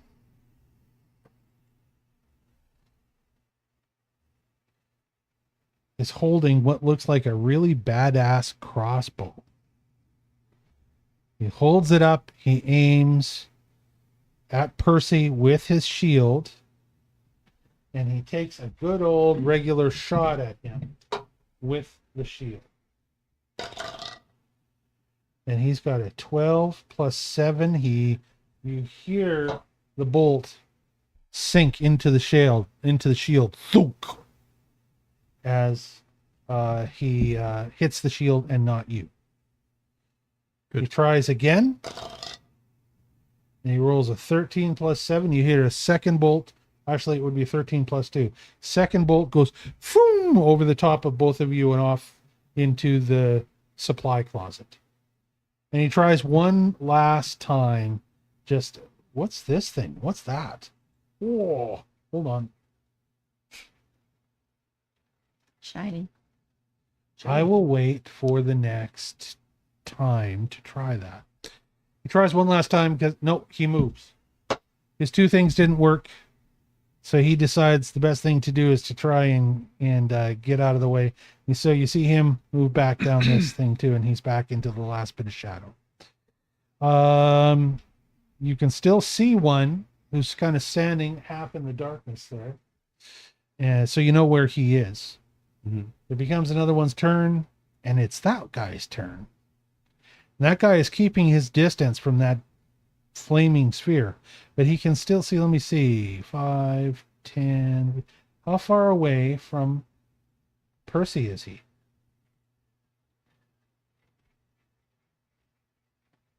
He's 37 feet away from Percy.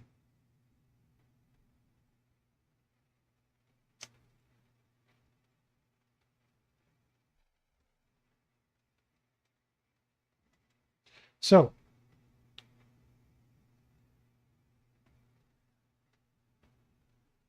he wouldn't do that. What's his range? 30 feet. He couldn't do that either. So he uses his first action. Oh, wait. He's got Far Lobber. Far Lobber. Oh, that only gives him 30 feet. He has to move if he's going to attack, and he sure enough is wanting to attack. So he gets as close as he thinks he can.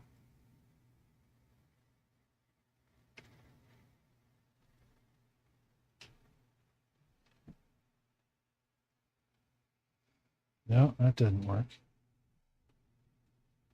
There's a measurement thing, and I can't remember what the parts and distance. Shit. Maybe I can't do it in combat. I was trying to figure out a shortcut to see how far away he was from Percy now. He's 30 feet. There he Ian is. Eyes just joined us on chat and says, I realized I'm late, hoping it's going well, and Hey. love Raven's mustache. Yes. Yeah, that's right. Wiggle it like Charlie Chaplin. Okay, so from where he's at, he's just barely able to throw his flask that he wants to throw. He throws his flask. I guess I should delete this thing.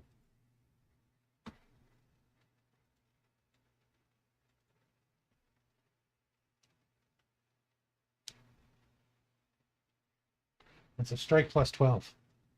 And he rolls a 15. That's a 27. The acid flask hits the shield and part of it splashes onto Percy, who is behind it. And so the shield itself begins dissolving from the acid of the flask, and Percy takes some splash damage from it, and he is going to take 2d4 splash damage, but he's not going to take any of the bonus splash damage. Because that makes sense to me that it takes, so he takes 3 and 1. You take 4 points of splash damage, but it's not persistent. Okay. And the shield is ruined and no longer usable. Okay. And you can't hold on to it because it's now coated in acid and it's slowly starting to burn down and dissolve in the middle. The two ends of it are fine, but the middle of it is like and just kind of sagging down, Just like over Hicks' the handle. armor. He has to take it off as it dissolves. Yeah. Yeah. That is his action, and then he scarpers. Okay. And he runs back to hide. And it becomes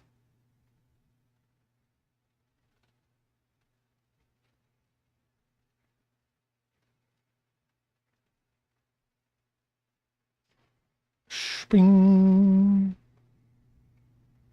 The Duergar slave lord's turn, and you see the biggest of them step out of the shadows.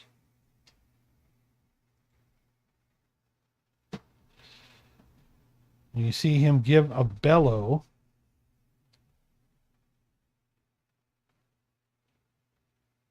Oh, he doesn't have it. Oh, I thought, you know how in the last time you fought the Duergar, the head of them gave this big bellow and all of the rest of them buffed up and they had an extra buff and they were stronger? This guy doesn't have it for some reason, but he does have a composite longbow. And he takes that composite longbow, holy shiza, and he points it right at Percy. Duck and dodge. He rolls to hit.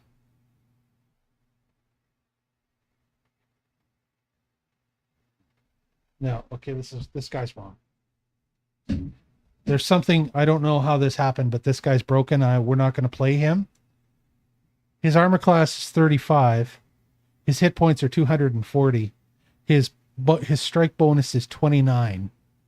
So I don't know what screwed up with him, but he's just the wrong level for you. So I'm deleting him. Sure is. That's a dragon. And I'm just going to leave you with 3 to fight. No, it's not a dragon. They're worse, but it's pretty bad. It's pretty damn bad. You know what that is? What? That's a level 13 Duergar dwarf Okay. instead of a level 5. Okay. Foreshadow. So when you're level Someday. 13, that's the kind of stuff you'll be up against, but you'll have those numbers too.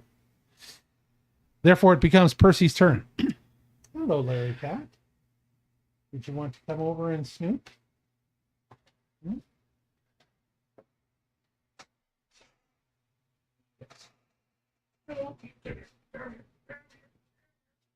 You have to be introduced to me. Everybody, this is our cat. Hey, give me a camera for me. This is our cat, Larry. Say hello, Larry. Hello, Larry Larry. likes to lay right on top of the game table. What's the matter? Am I making too much noise? You want to go down? You want to leave? Hmm? But you haven't put your fur all over top of my microphone like you always do. Here, you go down. There you go. Larry likes to lay on the game table and knock the minis around when nobody else is around watching. And I find them in all sorts of compromising positions. It's quite embarrassing. Okay, let's go on with what we were doing. It's Percy's turn. Percy, what are you up to this time? Percy's running away and taking it out. He's buggering off. And taking it all. We think bravely taking 2 whiskey as we see how barely bravely feels. Bravely bold the brave. So Percy, All right, okay. I'm joining the group. So Percy buggers off, table map. You run all the way around over to the other backside, right? And Boom. join the rest of the 5, group. 10, 15, 20, 25, 30, 35, 40, 45, Should be 50, 75. 5, 60. I'm going to say it's double to get through those guys. Okay. So you can get to there. Where? There. Okay, there. What I really love about this is how they've all notice what they've done here. It's important for everybody to look at the game table and notice that they have abandoned the wizard. Yep. And they've left the wizard by himself over here. I thought They he just- had followed along He's to us. all dead. The wizard's all by himself. So if anything bad happens, it'll be the rest of the group's fault. And it becomes Josephine Smith's turn. Josephine now has been joined by everybody else, and she doesn't know what the hell to do because you all showed up and you're in front of her now. So she's going to just hold her turn and stand there while it becomes Raven's turn to bugger off and run away. Or he can play peekaboo and still shoot things down that lane right there. Well, you see, Raven's just pondering, the state of affairs here, thinking about, if Percy and I were going to be a distraction together, how effective that would have been when the other folks. You could have told Percy this. Well, Raven was thinking how obvious that ploy was. Oh. That most people would have followed along, but in retrospect, now that he's on his own, he has to come up with another solution. So what he chooses to do, if the game master will allow it, is to have the flaming sphere move to the spot right in front of him. You And know, then- it'll burn you too if it gets close enough. If it touches me, yes, but I want it to be just far enough away so it can't touch, but it will effectively block off that space. That is true. And then I wish to move a distance of 30 feet away Which way are you going? to follow the rest of the troop. But I don't want to move out of range so that the flaming sphere turns off. So you're going to go 5, 10, 15, 20, 25, 30. I'm going to, let me give you a measurement That's about there. so that we Yeah, know. I don't know if this requires line of sight. I don't think it does. No, I don't think so. It just So says there's about 30 feet. It does. I'm going to say no, it does not require line of sight. You can go, I'm going to say 2 more squares. okay. You can go to there if you want. And that'll be the end of my turn. Okay. You know what I thought he was going to do? I thought he was going to cast an illusion in that space of Percy still standing there. Oh, that would have been good too. That would have been smart. That's what a really smart wizard. But no, See, and that Raven- would have formed a distraction. yeah. Okay. Anyways, Just say one of these Just say days, it. I'm going to want to play a player while one of you guys, game masters for a couple of sessions, just for fun, because I'm the forever DM, right? So Yeah. Okay, you go to there, Mm. and it becomes Thaddeus's turn. Mr. Thaddeus, what do you want to do? That's a good question. I think Can you push past everyone? If you need I'm to. probably gonna push past everybody. So They're going to be difficult terrain, but you can get through them. So every square is going to be double what it would normally take. So that's 10. Wait, that's the wrong thing. Damn it. I hate when I get that wrong button. Delete. So it'll take you 15 to get in front of Lavinia.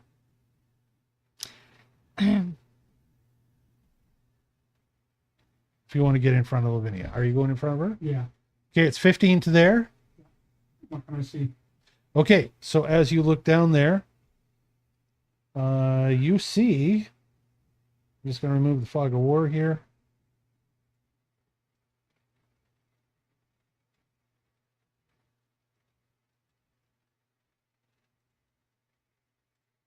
You see 3 dwarves standing in a corner. Holy cow. I say we throw everything at them. It's my turn next. I think I have a couple of actions left, don't I? You do, sir. I don't. That mean took to you 1 inter- action to get Yeah, there. Yeah. not interrupting your So turn. you have 2 actions, and then Lavinia. Yep. I'm going to. Come on, where is it?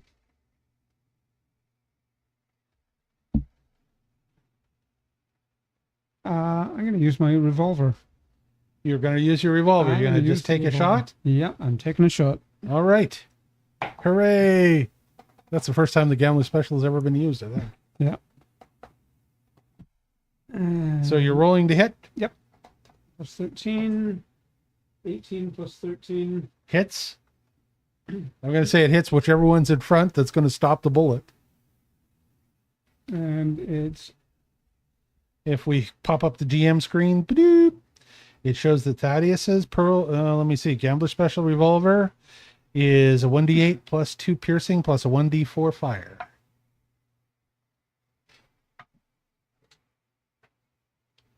uh, 7 piercing and 2 fire.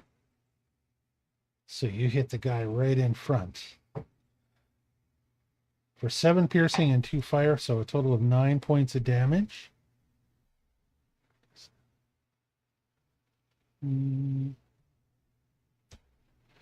And as the bullet hits him, you hear him howling pain and stagger back and knock into the other 2 that are behind him.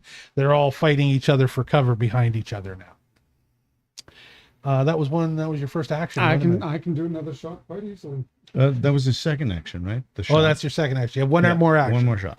Or one more action. Your second action, the bonus for your revolver is a +8.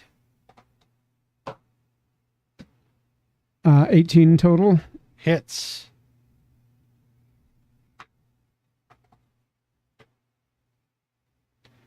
Uh, 5 piercing and 1 fire. For another 6 points of damage. And you've hit the same guy again. And he's hurting now. And I stand to the side. And you move to the side. Thank you for standing to the side. Standing Okay. against the wall. All right. So as you back up against the wall, and I'll move you kind of as close to the wall as I can, it becomes Lavinia Rose's turn. And what does she decide to do? I'm going back to where Thaddeus just was because he moved back so I could go forward. That's fine. You're good there. Do you want to Okay. move step forward? Yeah, I could probably cast it from where 5, I 10, am. 15, 20. You are 20. You're just over 20 feet away from them, between 20 and 25 feet. Perfect. I'm casting Radiant Field, and it has a range of 120 feet. It gives a 20-foot burst of bright light. It blinds anything in its area if they have darker vision. It's the way it's termed. All right. You create an area of bright light. Creatures with light blindness that are blinded by radiant field and remain in the area must attempt a fortitude save at the start of their turns. On a failure, they remain blinded for 1 round. This is an incapacitation effect. This spell also suppresses magical darkness of your radiant field spell's rank or lower. Very good. That sounds like a good one. And I'm heightening it by using my 3. 'cause it's a level Whoa. Now it's a 20-foot burst. 2. Yeah. So Sorry, you need a level 4 spell to heighten it. So that it is a second rank spell. it's a second rank spell that I'll Yeah. use my 3rd level. Yeah, but it Token says with- heightened is 4th. That's level. fine. The So- whole point is that I only have a 3 token. Yeah, but you can't heighten it with the 3 token. You need I- a 4 I- token. Hear you. I understand. Okay. It doesn't Acknowledge. matter because it would still be the same amount of effect. Yeah. I mean, thanks for pointing that out. Yeah, no problem. But Okay. you should get your token back because you didn't expend it. Yeah, that's correct. So it doesn't matter. You wouldn't want to spend that on it anyways. The spell. Let me see if I can get one out here. I'm assuming you're telling me to cover my eyes. We're just going to use a good old fireball for this. I'm not going to do the Fireball. effect of fireball, but we're going to make a big ass Holy fireball, bad cards. and we're going to just shrink it down. And How do suddenly you like the that for sun a- I'm appeared. just How do you a like little them old apples? lady. Yeah, Sun that's appeared in our hallway. What are your sunglasses if you got them? Right. I'm going to say it's about that size right there, the radiant field. I'll get a proper radiant field one eventually. But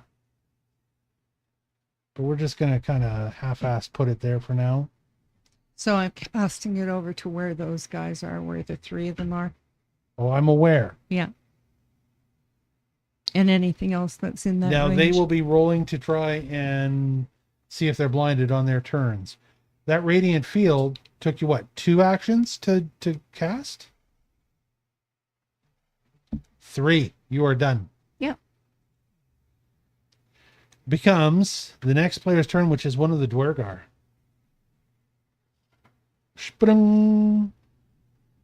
And he rolls a fortitude to see if he is blinded or not. He might die. He rolls an 11, and his just a sec here. Come on. Note to Dave: don't stack up all your tokens so that you can't find the guy you're looking for. Move your tokens around. Okay, I got him. DC 21. 11. Well, he just rolled an 11 and he's got 11, so it's 22. So he is not blinded, but he cries out in pain from the pain of the stuff, and he runs. 10, 15, 20, 25, 30. And you lose sight of him. Becomes the next one's turn. Book. And the next one rolls to see if he can withstand. He rolls a 17 and he withstands as well. And he also bolts away and you don't see where he goes. I mean, you can certainly surmise where the hell he goes.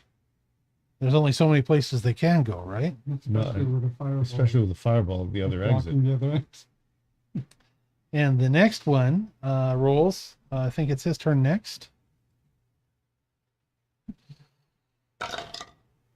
He rolls a 14. He's got an 11. That's 26. They all resist being blinded. But they've got to do something. And so...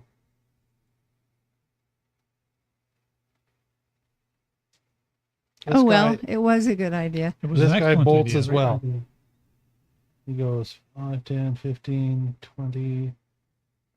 He goes 25. And then you don't know what he does because he's out of sight. Okay, that's going to be the end of... Percy's going to be the next one who starts. We're going to finish up this combat in our next episode, and then we're going to continue the discovery. So for those of you that are watching our episodes, these are just combat episodes in the middle of our main quest line. For those of you that are watching us live, stick around. Right now it is 9:15 p.m. Mountain Standard Time, right here where we live. So we're going to be coming back at 9:25 p.m. and we're going to do our third session tonight. For those that are watching the recorded episodes, I forgot what numbers these are. I think this is 37.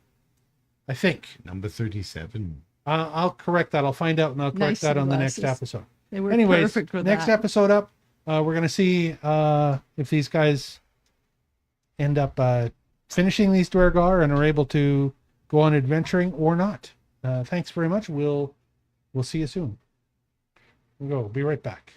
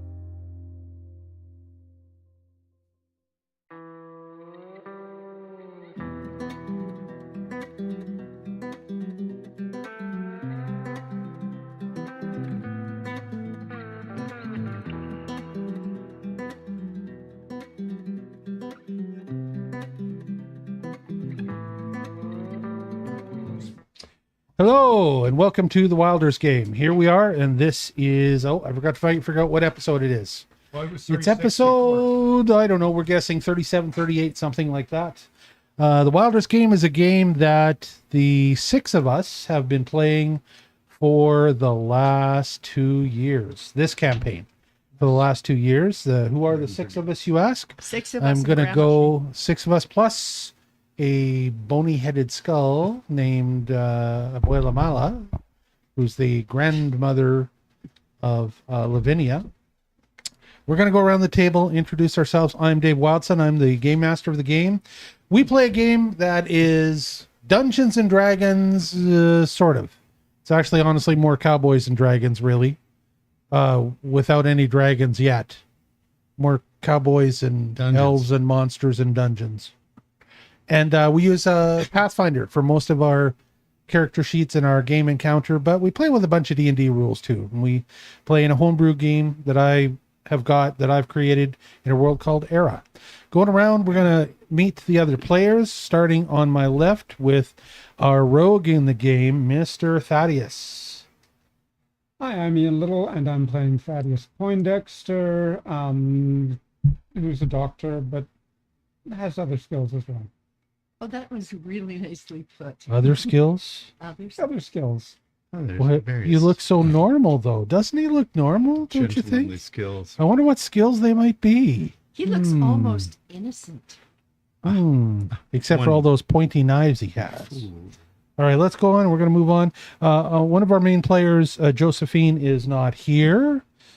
So she is in, poor girl. We all feel so sorry for her. She texted us tonight literally from Disneyland. Like literally said, hi, hope you're having fun. I'm going on some more rides now. Bye. And let's take the opportunity to wish her happy birthday tomorrow. Oh, yes, that's Yes, right. That's what she's doing It's- down there with her daughters, is celebrating her birthday. Yeah. Happy birthday to you. Happy birthday to you. Happy birthday, Amanda. Happy birthday to you. And many more. So Amanda is actually Janice's oldest daughter, my stepdaughter, and she plays Josephine Smith, who's a gunslinger. Let's move along to Lavinia. showing off her there are the pew-pews. guns. Oh, hold Yeah. on here. I'll go back. Oh. There we go. Pew pew. As she says, pew pew. Pew pew. Those are her guns. Rob 3D printed her a And couple she of has a really flat guns. lovely pet named Bear. Yes, and There's a wolf. she has a wolf that she named Bear, just so that I could not be confused some more. Let's go on to Lavinia, who's here. And hello, Lavinia. Hello, my name is Lavinia. My name is actually Janice. I'm the wife of our game master. I play Lavinia, our fortune teller, and little the mini tank, I guess. Yeah, Badass death cleric. yeah. I'm a wild and wicked grandma. Righto, and off to Percy. Percival Redfeather, played by Robert Woodbury. And I'm also a weird tiger because I had the misfortune of rolling 2 ones in a row. Or was it 3? There's too many. There's too many ones in a row. And I picked up a tiger mask, put it on me, and became possessed by the spirit of a weird tiger. And I now have that power whenever I'm damaged too much. And otherwise, I like shooting my bow and arrows at things. Yeah, he's working to gain control of his weird tigerishness stuff. Yeah. Off to our resident squishy wizard. Yes, that pretty much sums it up. So Raven Alexium, played by Glenn the Valley. I do have a Raven familiar named Drema, who helps me out on occasion, and I cast spells from a distance whenever possible. And he's got a cane and some big baggy pants, and he likes to star in black and white movies Kind of wobbles back. and wobbles back. Yes, just like that. Today he's wearing his Charlie Chaplin mustache. That's right. I have a collection. So He's got a collection. if you stay posted, Today's mustache Yes, is brought you'll- to you by. you'll see me in other attire, mustache right. related. Tune in to our next episode to see what mustache Raven has discovered this time. Okay, we're going to go to the game. Here's our, no, that's not right. Hold on. Let me get the table map. here is our map of what's happening in the game, and I'm going to help everybody catch up to speed. We've been in a dungeon crawl for the last, well, as far as game nights, it's probably the last 2 game nights. But as far as episodes, that's like, God, 6 episodes or 7 episodes, yeah. which is a lot. We're almost done this dungeon crawl bit, and they're in hopefully one of the last combat encounters that they're going to deal with. In this room, with the number 7 stuck on the floor, they were fighting 3, they know they've got left 3 Duergar dwarves. The last person to play was Lavinia, who cast this beautiful, you can see this rotating glowing thing. Well, that's a spell called Radiant Field. Ooh. She cast this Radiant Field because, of course, she knows that Duergar dwarves have got a problem with light sensitivity, and it made them flee. The problem that they have is that on the other end of this room that they thought they were trapping all of the Wilder players in, Raven has trapped them with a flaming sphere, and they are stuck. There's no way out, boys. And that's it. So it looks like it's going to be a reckoning for the Duergar dwarves. We're going to see what happens with combat, because up next in combat is Percy Redfeather. Okay, Percy, first and foremost, says we need to do a pincher attack, guys. Some of us go that way, some of us go that way. So I can't help but notice that Percy's got some pretty flashy shades on. Is that to protect him from all the light? Excellent. And I Okay. have dark vision. I didn't like that. Okay. All right. So you said that they want a pincher, and now what are you going to do as far as an action goes? I'm going to go this way. So All right. I've got my shades. All right. So maybe 10, because that's You're going to have to go. Going through those guys will be difficult terrain. It'll take you 5, 10. It'll be 10, 20. It'll be 5 to get in front of Thaddeus. 25 will put you right in front of Thaddeus. Yes. 25. 25 will put you there. Okay. And then one more, 5, 10, 15, 20. Yep. Can I see them? As soon as you come around that corner, you see this one. Okay. And my last move is pew pew. And so as you come around that corner, your pew pew, I take it as your shadow bow. My shadow bow twin takedown. Percy's shadow bow was given to him by his dead brother, who is now in the Wild Hunt. Lord, who is it? R1, Lord, Lord of the Shadow of the Realm, Dead, Nice. King of the Shadow Okay. Realm, ruler of the Shadow That's Realm. definitely a and hit. leader of the Wild Hunt. 19 plus 13. Okay. Yeah. So 19 plus 13. That's definitely Totally a hit. hits. Yeah. And the next one I is guess I better get this guy ready to take some serious no. damage. 3 plus 13 is only 16. So So your first attack is what you call twin takedown. twin takedown. You can fire 2 arrows at once your first time. Yep. And I scored a 6 plus, was it plus 2 fire damage? And 1d6. So If you 8. jump up the GM screen, it 9, 10. says Percy's shadow bow is a D8 plus 2, and then a piercing is a D6 shadow. So D8 plus 2 piercing plus 1d6 shadow. Here's a D8. Oh, here's a D8. 6 plus 2, 8 plus another 2, 10. 10 points of damage. 39. So you see a black arrow. And this guy's got his side to you. He looks like he was trying to wasn't realizing he'd be following you this quick. He doesn't want to look into the light anyways. So he's kind of got his side to you. You hit him right in the side with this thing. That gives him this many hit points. And that is your first act. That is your second action, your third action. That's my Because third. it took you 2 actions to get Yep. there. And I say, got one. Okay. That still only counts as 1. All right. Only counts as 1. And it becomes Josephine Smith's turn. Josephine Smith has had enough of these shenanigans. And the first thing that she does is that she commands Bear to attack.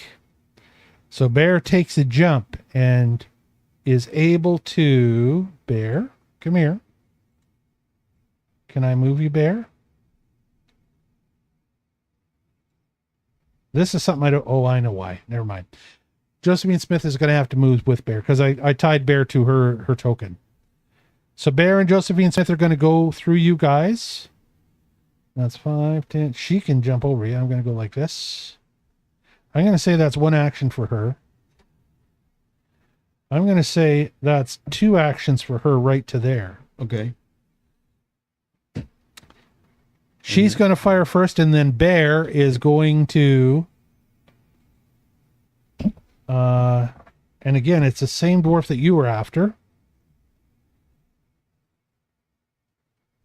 She decides to pull out instantly both of her peacemakers. Pew pew! Hey, give me those peacemakers. Can she do she can do 2 shots at once, right? Just like you can do quick takedown. Yep. She gets an action where she can take both of these babies right here. And she can fire. Pow pow.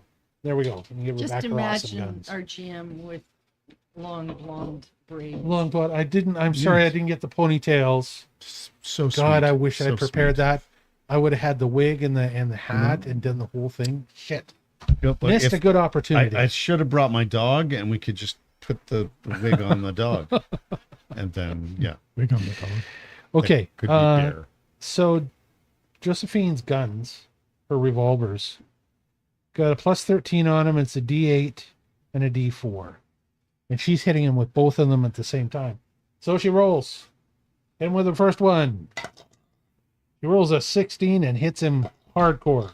Second one, 13, hits him hardcore. Hits him with both shots. Both shots are D8s. The first shot, she hits him for 2 plus 1. First shot, she hits him 3. Second shot, she hits him for 2 again. Plus 1. Second shot, she hits him for 3. So that's 6. And then the D4 fire. Uh-oh. Uh-oh. There's a caltrop somewhere. This is bad. My D4 is missing. Watch Oh, no, your here it feet. is. There's nothing like dread in our game room when somebody loses a D4 because then you know it's on the ground. And for those of you who don't know what a D4 is, I shall show you. This pointy little bastard right here is a D4, and when it lays on the ground and you step on it, it kills you. A tetrahedron. Tetrahedron. Here we go. First one. 3. Second one. 2. So that's 6 plus 5, right? 11 points of damage. First action, she does 11 points of damage to the Duergar. Pow pow. And he takes it hard. 11 points of damage. That is 20. So she's taken all her actions to get here. And so Bear. the last thing she does is she goes sick 'em. Yep. And Bear leaps across this space as a direwolf and attacks the Duergar dwarf. And Bear's attack is called... Well, we're going to see if he does knockdown. First thing is knockdown.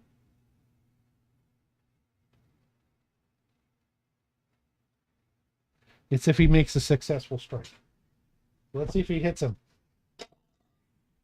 With an 18, he hits him no problem. 1d10 plus 5 piercing. Damn. Nice. There's a badass. There's a d10. You might think he's a good boy, but he's Oh, he rolls a bad 1. boy. Shit. So he rolls 6 points and knocks him down. So the Duergar is down. Bear is on him. And that is Bear's last action because he has been following Josephine, his master. But this dwarf is in very bad shape. Very, very bad shape.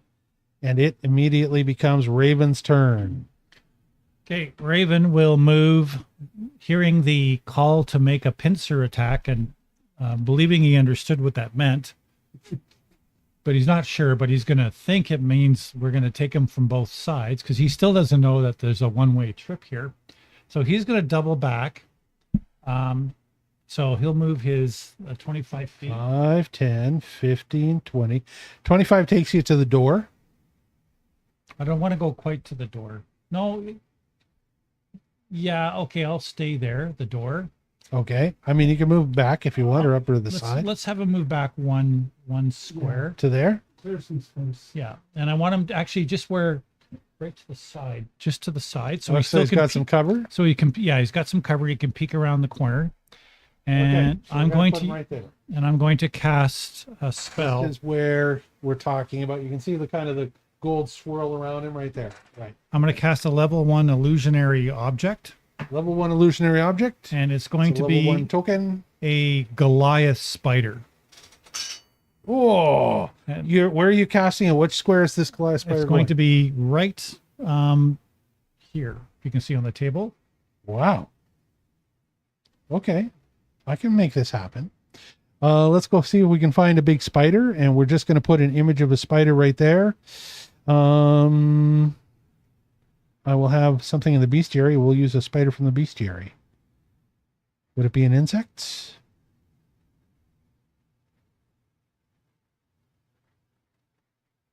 Hunting spider. Close enough. Okay, you want a big ass spider to be right there. Is that right? You see where I put him on the board? Further back, right at the gangplank. So where the tripwire is. Yes, I want him to be just on the other side of the tripwire. So do you want him at the intersection? Yes, right there. Right there? Yes. Okay. Fine. Spider. Oh, I know there are some in there. Oh. Aha. I guessed right. Only have 8 million drawers of things. Here we go. Today, the spider will not be played by the velociraptor. It will be played by the badass spider. Doo-doo. Look at him.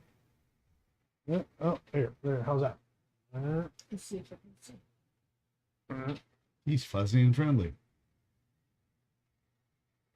I can't get it into focus. Come on. We don't have the minicam working, do we? We don't have a minicam. It's still on the to-do list to fix that because we're trying to fix sound. Put him on the thing and everybody will be happy with that. There he is on the table map. There he is.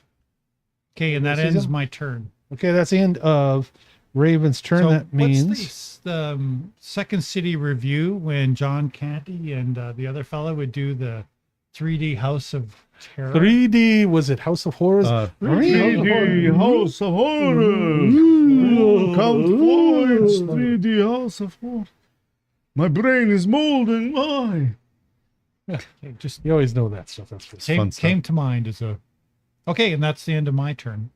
Okay, that means Mr. Thaddeus, it becomes your turn, sir. I am going to run. The aim is to end up there. So however many actions it takes me to get there. I'm going to say you don't have difficult to get past Lavinia because there's only 2 of you in the hallway. So that's 5, 10, 15, 20, 25, 30, 35, 40, 45, 50. Your 50 will take you there. 2 actions will take you there. 55, 60, 65, 70. You get to 75 will put you right there. If you want to take your 3rd action to get all the way there. Yeah. And get all the way there so that I can start fresh on my next turn. I'm sure you want to be in cover, so you're going to go there. That'll give you some Right. cover. I'm guessing that's where you want to be, so that if they come around the corner, you'll stabby them. Yeah. And that means There's a that big flame in the way. They won't want to go through. that's true. They won't want to go through that flame, probably. It becomes Lavinia's turn. So who am I looking at? I'm sorry. Who's in the corner there? That's Josephine. That's Josephine. Oh, No, okay. that's Josephine. That's Percy. That's Percy. That's what I wanted to know. And we don't really have any idea. Where's the Duergar right now? He's over here. We don't know. They're in the middle of that room someplace. You have no line of sight of them. Okay. Well, Josephine and Percy have line of sight of one, the one that you can see. where Bear is. Do you see where Bear Yeah. is? He's got the prone dwarf Yeah. right there. They So- have line of sight. But Of you him. don't have You line have of line sight. of sight of nothing. I don't have line of sight and nothing. Nothing. Okay, I think therefore I'm gonna go down to join these guys again. No. The other way. Join these guys again. Those guys. The other guys? Yeah, squishy. Well, the squishy guys. I gotta tighten these things up. My mic keeps sagging. Give me a sec. Just one of us is squishy. So if you're going to join them from where you are, that's 5, 10, 15, 20, 25, 35, 45, 55, 65, 75 will take you to there. Okay. Now do I have line of sight? Line of sight? No. No. There's no way Nobody to have has. line of sight unless you're in the near the fireball Yeah. or near where Josephine was. Right. All right, You're going to have to take another turn to do so. that's fine. Thank you. 15, 20, 25, 30, 35, 40, 45, 50. Jen, I gave you the wrong thing. 55, 60. You can get to there with 60. You now you could got- have line of sight if you could get past Thaddeus. You can go past him if you want, I'll go past them. but you'll have no actions. No, but next time I will. Okay, there you go. So you are standing there now. Okay. Okay. Prime right. candidate for mage bowling. Thank you for sharing. And it becomes Probably one of the right. Duergar's turns. The Duergar realizes he's trapped in the room. Excuse me. He looks at his inventory to see what he has. What the hell am I going to do? And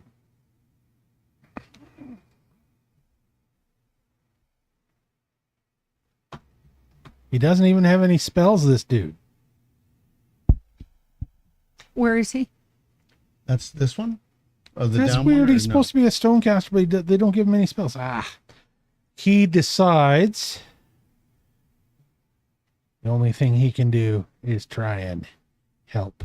So with a bellow, he goes 5, 10, 15, gets to this point right here, comes around the corner, and Josephine and Percy are able to see him as he comes around the corner, and he attacks Bear, who's attacking his fellow Duergar dwarf. So he's going to take a shot at Bear, Oh no. and he has only got to attack him because he already used his boulder and there haven't been enough turns lately.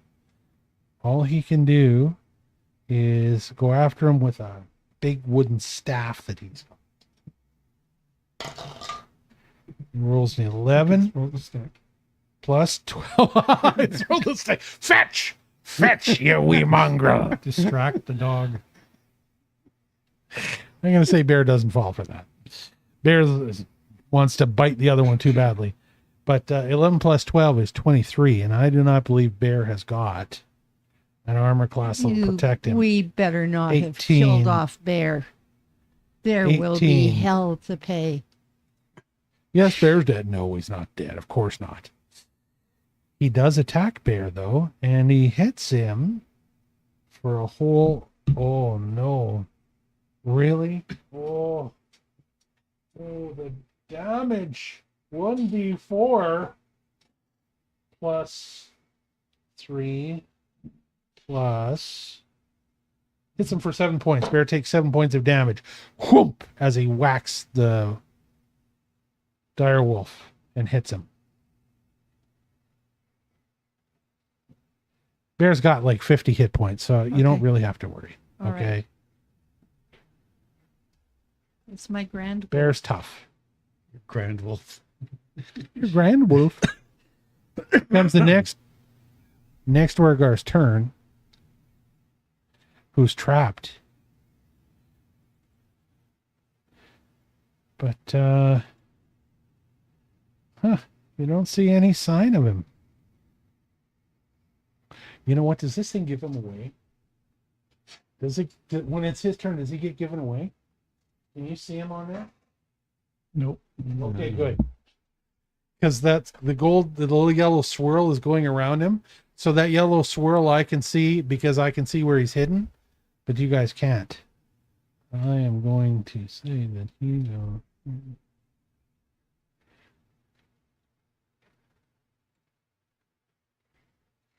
okay. Can't see him on any of these. Screen's good. We don't know where he is. Then it becomes the badly wounded one who's laying prone, who's been fighting that dwarf.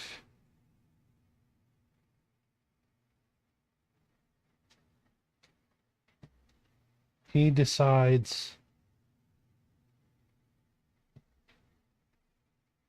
that he is going to try and scare the big dire wolf away with an alchemist's fire. So he tries to throw a firebomb right at the thing that's right next to him. And he rolls to hit there with alchemist fire, and he rolls. Oh my god!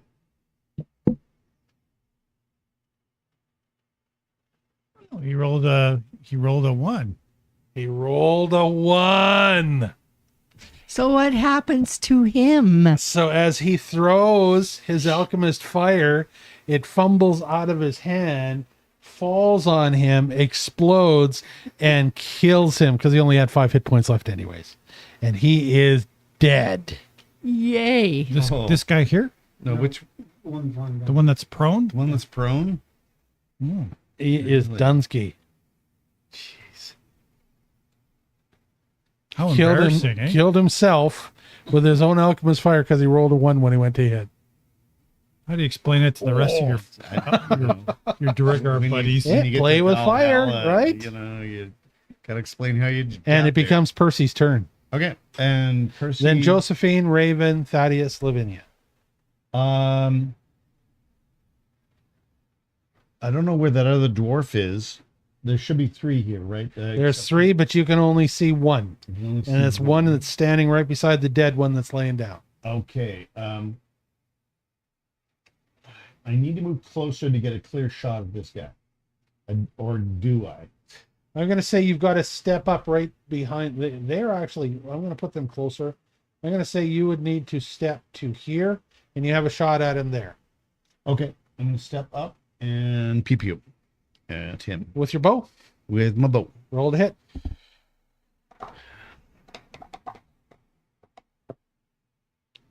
And You know that one that just died? He had an armor class of 24. I thought he was going to be the toughest one for you guys to kill, and he's the first one that went. 25. Hits. Okay. Yep. 24 is pretty high armor class. It for is. this level. Bad. It is, and there's this one particular class of these Duergars that's got 24s. Wow. The rest of them are all 20 or That's easy. 21. So Sorry, what are the rest? 20 or 21. Okay. That's generally the average for most of the monsters you're fighting right now. yeah, 31 hits. Yeah, totally hits. Crits. That crits, 31 Does crits. that crit? Yeah. Okay, and it's a D8 and a D6. So D8 plus 2, D6. So 7 plus 2, 8, 9, plus 6 is 15. And the crit one, The Yeah. non-crit is 15. 15. Shite. And then it's 7, 8, 9, plus 2 is 11. 11, 22. 15 and 22 is total of 37. Death Gonzo. 37. 37 Not dead, but hit damn points. wounded. He's not dead yet. He's Not dead yet. All right, well, if he's not dead yet. And hey, Sugarberries, thank you for reminding me about the scene marker. You're right. I should have done it. We're going to start to use the scene marker just to do that. I just need to remember which episode it is. I'll get more on my game Yay, for sugar. the next session we play, live session.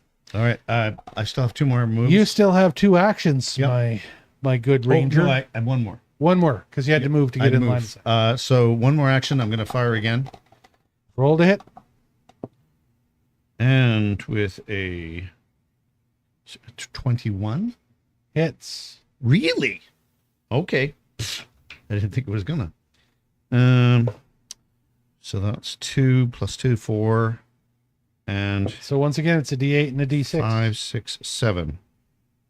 Yeah, so 7 points of damage. 7 points of damage. Good shooting. Good shooting, Tex. And this guy looks like he's in extremely bad shape now. Well, he attacked Bear. That's right. He's in trouble, boy. I'm gonna That'll call John learn Wick him. on his butt. That's right, John Wick.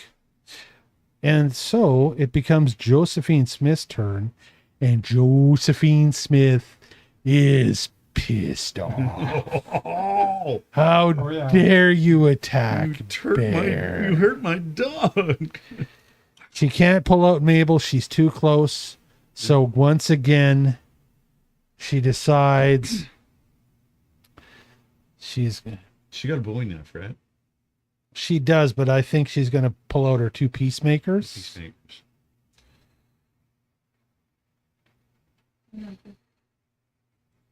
I'm going to look at what her special feats are. Remember that awesome feat that she has? Stomp, stomp, stomp. She calls Stomp Stomp. Stomp, stomp. It's called Dance of Thunder. Yeah. You're wielding a loaded firearm or crossbow, and you are not fatigued. So she decides to step, fire, and reload.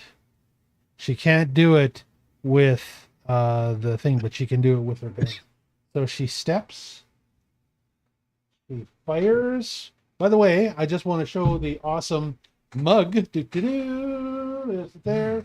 Here's my mug. This is something that Josephine and Lavinia, Amanda and Janice got me for Father's Day. Here we go. Oh, she rolls a 16 and she hits him hardcore. With a 16, she has no problem. She hits him for, is it a D8? Yeah, it's a D8, right? She hits him for 5 plus 4 and a couple of D4s. Come here, dude. 1, so that's 10, and 2 is 12. She hits him for 12 points of damage, and because she is using Thunderous Step, she steps towards him to the side 1 step. He takes 12 points of damage. He's barely conscious. She walks up to him, takes one last shot at him with her gun, misses with the first one, hits with the second one, and right at point blank range, shoots him right in the forehead. Boom! And he's dead. Yay! There we go. 2 down, 1 to go. Does she see the third guy? Looking around and scanning, she cannot see the third guy. Mm. And it becomes Raven Alexium's turn. Well, he still doesn't know what's going on. Oh, that's right. He doesn't know this has happened while he's been around the corner. He's just hearing a whole bunch of shooting and stuff. So he yells, "What's going on?" And he just passes his turn because he doesn't know what's going on. That is so 2 down. Okay, Yeah. so Thaddeus, your turn. Okay. I'm going to step into the corridor and see if I can see the third one. When you step into that corridor, all you can see in the room, which is quite brightly lit because there's this big field of radiance at one end and there's this flaming ball at the other. As you step into that corridor, without getting close enough to the flaming sphere to get burned, you have a line of sight of Josephine standing with her gun pointing down at a dwarf that she's just split his head with the shot from her gun. Boom, she's standing over him in anger. Bear is beside her and looks okay to you. You can't see Percy or you can't see the other dwarf because they're behind the alcove. Yeah. Right? You can see the table, and you cannot see anything else in the room. Okay. Then I'm going to step back out of the way so Lavinia has a clear shot of if she needs to do anything. Okay, so you're going to just get out of Lavinia's way, and Lavinia becomes your turn. I'm trying to see the rules behind this. I have a spell for see invisibility. You have a spell for see invisibility? Is it actually on your Yeah, it is. thingamadoodle-bob? Yes, it is. That's the technical term, ladies and gentlemen. Let's see. Where? There it is. See invisibility. See invisibility. You can see invisible creatures and objects. They appear to you as translucent shapes, and they are concealed to you. And concealed means you're difficult for one or more creatures to see due to the thick fog, blah, blah, blah. Okay, so the range on this, the duration is 10 minutes. Unless, well, you can't heighten it to 5th until you get a 5th level. Excuse me. Okay, so So what spell do I need to give you? Is that the first level? that's or? a second rank spell, and Okay. you can cast it if you want. All right. So The problem when that I give you have my- is I don't see what the frickin' range is. You see, that's why I was pausing, because I could not see. It's probably your regular vision, I would imagine. Yeah. I'm going to say it is your regular vision. I'm going to say it's 30 feet. Okay, so what is the range of 30 feet then? I will give you a green circle around you so that we can see what the range of 30 feet is. Let me just do that right now. But if I just want to note that if everything's so brightly lit, then her regular vision would probably Be higher. make sense. You think so? Yeah. Well, with radiant fire and a flaming sphere, I would imagine that everything's illuminated fairly dramatically. Mm-hmm. I'm going to say that she can see beyond that with disadvantage. That I think that's a fair compromise. So Okay. this is where you can currently see decisively anything that's invisible from where you're standing right now. Keep your spell slot. Mm-hmm. Can you? Oops. That's a So level I'm- 2. Yeah, but I don't have a 2, so I'm giving you a 3. No. Oh yeah, you could do that. You can do that. It stays at level 2, but you're just using the 3. It's just that, I get that. yeah, it's what I've got. Pling. So that's where you can see. You can't see him. Can't see anything yet.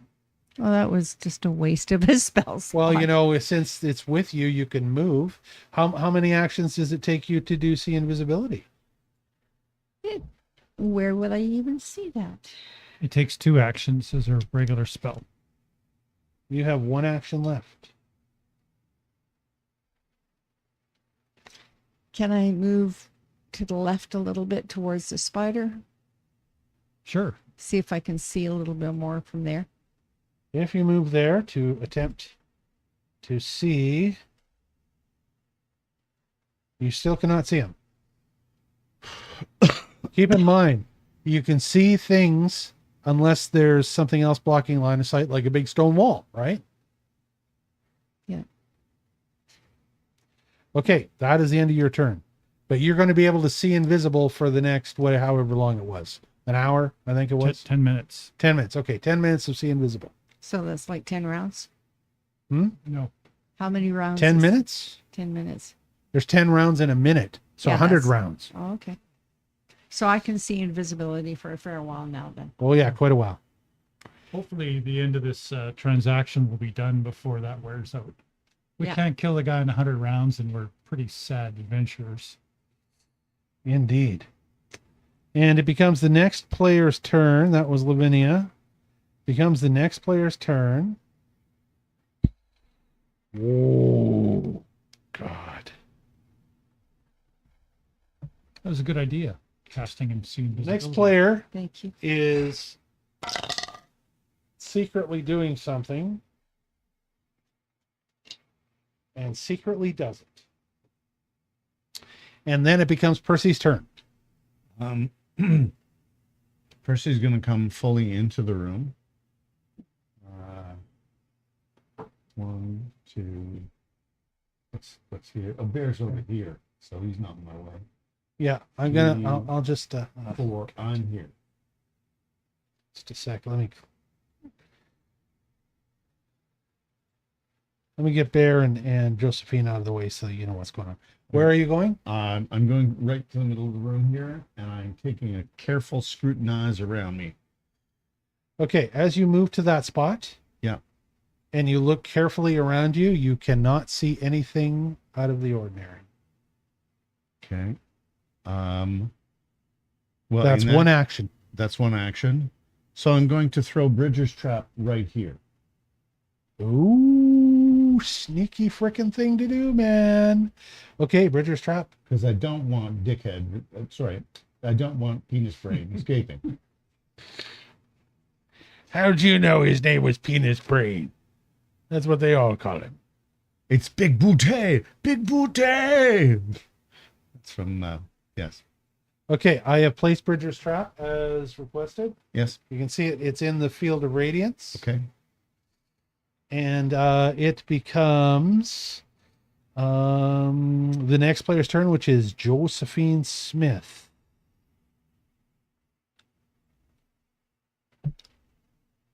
What do your elf eyes see? A good line. What do your elf eyes see, What do your elf eyes see, Josephine Smith? Josephine Smith decides that she's going to try and seek. I gotta zoom in. I got so much crap going on here. I can't get these things. She's going to try and seek. She jumps up on the table and she looks around. She attempts a seek action. Where the hell did I put my D? Oh, there it is. And she fails. Nothing happens. Bear.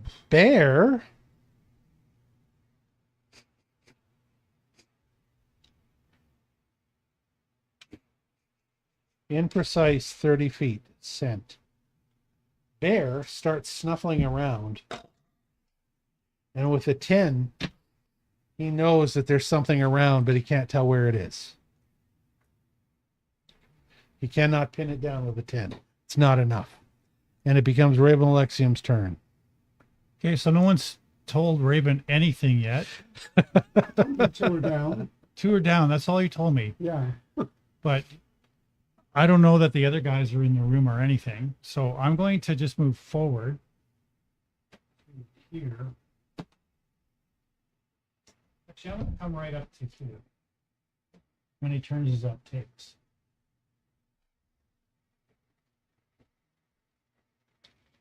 And I look into the room.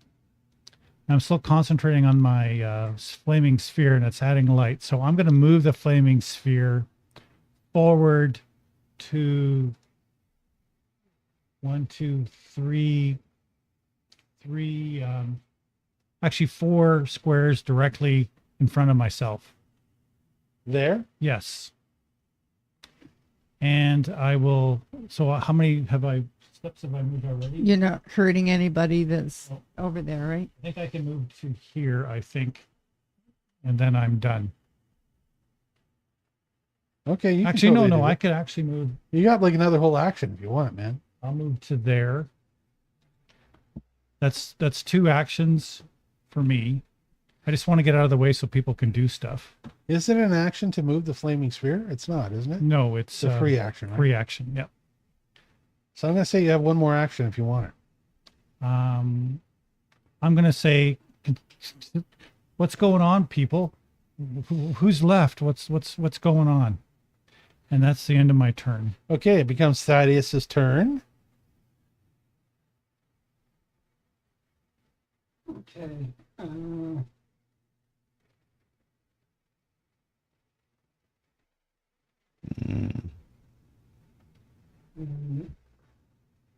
Stands here blocking the exits. So you're going to block the exit just so that nothing tries to sneak past you. That's right. Including Lavinia coming in. Well, I mean, Well, Okay, Lavinia will just say, excuse me. And That's difficult terrain. It'll just take if I you were to to... say any more, I'd be metagaming. So I'm Don't not say any gonna more to say a metagame. Damn thing. Don't say anymore. You get a turn coming up Right, soon. Fine. Okay, you move there. What else are you going to do, Thaddeus? Anything else? I'm looking to try and find a target. You do not see anything. Yeah.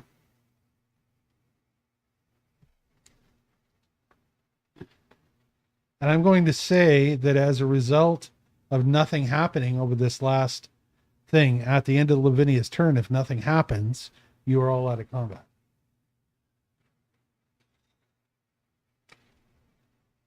it's my turn. Yes, it is now your turn. Okay, I'm going to go and gently go, Thaddeus, move over. And then I'm going in to, Okay, Go so to. you're going to go in here. Where do you want to go to? I want to go about 2 spaces ahead so that I can see what's behind the wall. Okay, is that where you want to go? Yeah, maybe a little bit further ahead. One more. And I scope the entire inside of the room. You scope and you are not able to see anything. Okay. Process of elimination. You have one more action if you want to take it.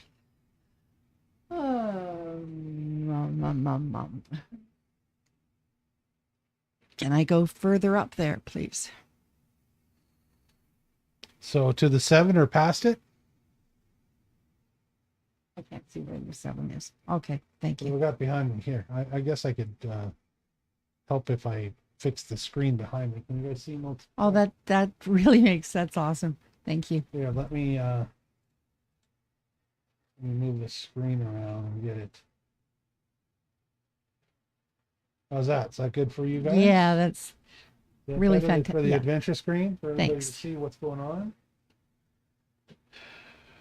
Okay. So Okay, there you are. so- Now you have moved to that point, which means that your see invisibility circle has also moved to that point, which means that I need to move it.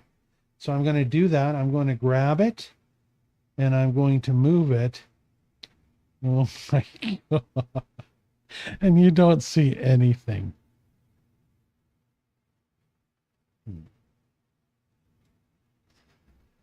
Your invisibility, see invisibility reveals nothing. okay. Thank you.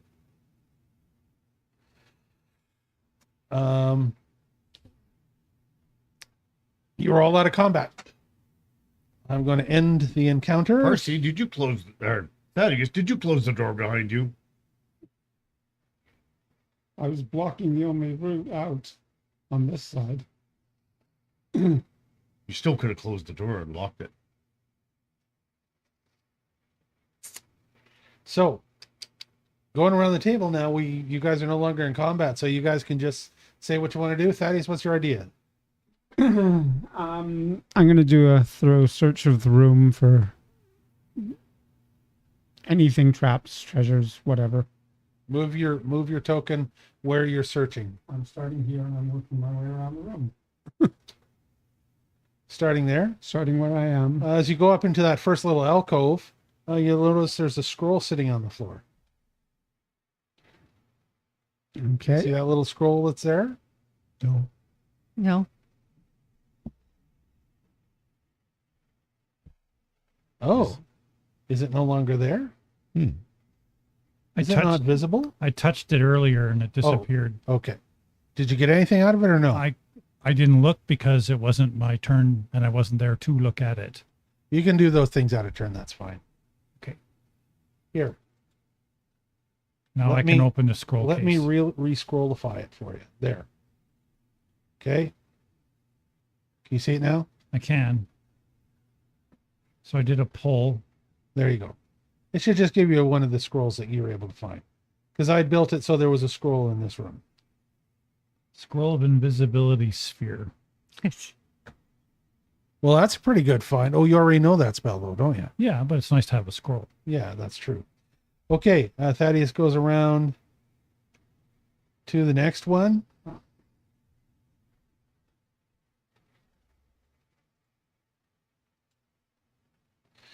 And he does not find anything.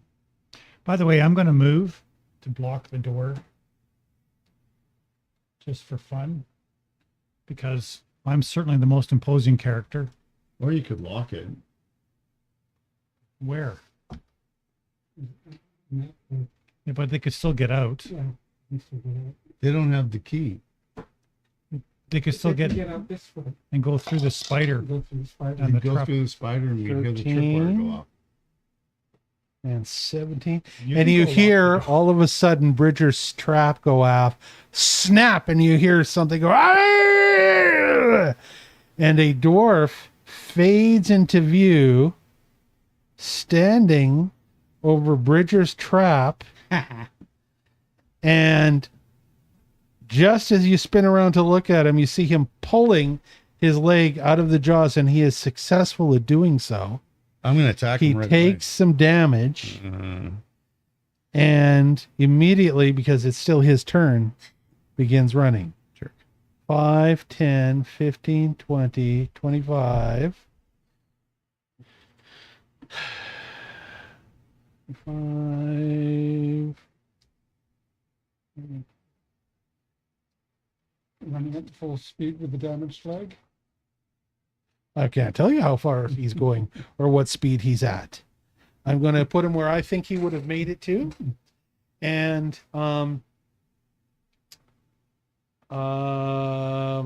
you lose sight of him, of course, as he goes around the corner, because he's only like 7 feet from the corner. He gets around that corner and he's limping away, and there's obviously a blood trail. Okay. As he limps away.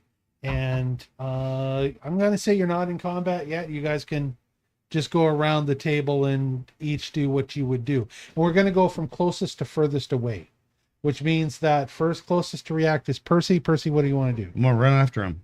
Okay, so that's 5, 10, 15, 20, 25, 30, 35, 40, 44. Wait. As you get to 45, you are able to see him as he is hobbling along the wall ahead of you. 45 means you have one action left. Guess what? I'm going to pull us back to a triple. There we go. No. Why? So Percy comes around, tries to aim his bow, and lets fire and misses. Is that I take it? I got a 5 out on my dice. So that's not enough. Because I have 13 to hit, but 5 only, plus 13. only 5 plus 13, I don't think it'll be enough. Misses. Yeah. Even if he's hobbling. Even if he's Even hobbling. if he's hobbling. I think that's pretty low. And that was my one extra term. And I yell out, "He's over here!" I've got to apply his damage that he took. It was a 1d6 he takes from the Bridger's trap, isn't it? Yeah. Oh, he only took 1 point. But he's been leaving a very faint blood trail. Okay. Immediately it becomes whoever is closest to him, and that is Josephine. Josephine. Yeah. Josephine immediately starts running after him. Hey, how come I can't move the screen? There we go. And she bolts after him with bear behind, hard on her heels. 5, 10, 15, 20, 25, 30, 35, 40, 45. She has boots of bounding on, which means that she can go 30 at a pace. So that's 45, 50, 55, 60. She's right up to him. She can take an action because boots of bounding give her 60 in 2 actions, gives her 1 action left. Okay. She immediately pulls out Mabel, Of course. Okay. loads Mabel with a knockout slug. Did she not take the knockout slugs? Yeah. I mean, Amanda wouldn't do this, but I'm going to. Consumable. She wouldn't even remember that she's got him, probably. She picked up the knockout slugs, didn't she? She said in the video that she did.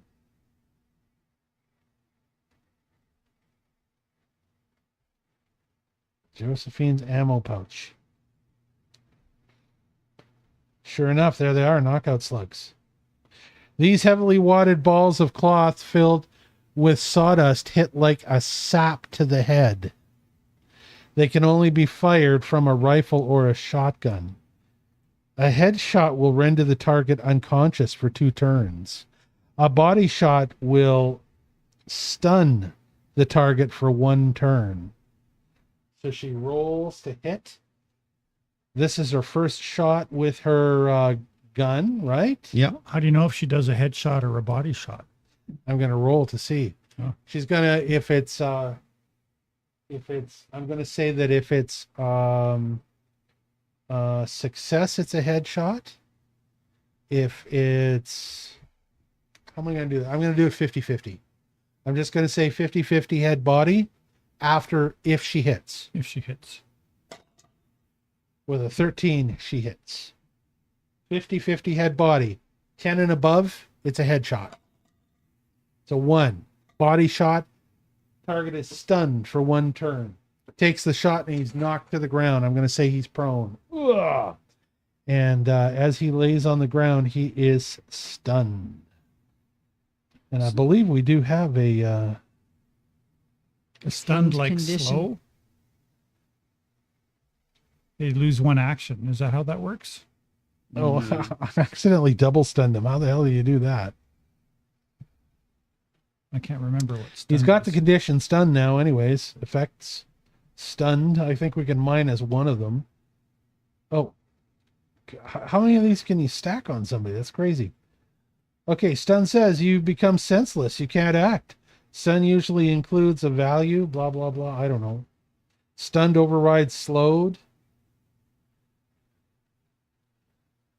So he's not unconscious, but he can't move. He's just there.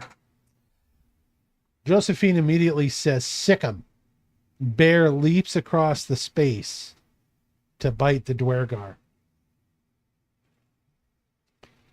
And Bear, the Duergar is already knocked down. Bear's going to sink his teeth into him with a +12. Josephine's missing all her awesome action. A +12 and an 8 is 20, and I'm going to say that when the target is stunned, they're definitely off guard. Even though he's got an armor class of 21, I'm dropping it to 20, and he takes the damage, which is a 1d10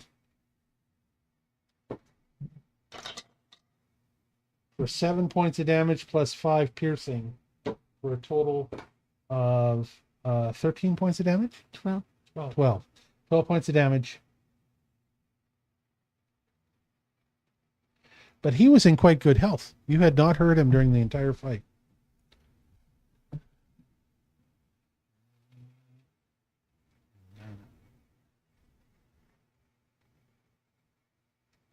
And it immediately becomes whoever is closest, and that is Lavinia. And closest. Yeah. You were the next closest to where he was. To react. And you see Josephine and you see Percy tearing down the hallway after this dwarf, after you hear the snapping sound. And from where you're at, you can hear echoes now of some type of conflict going on.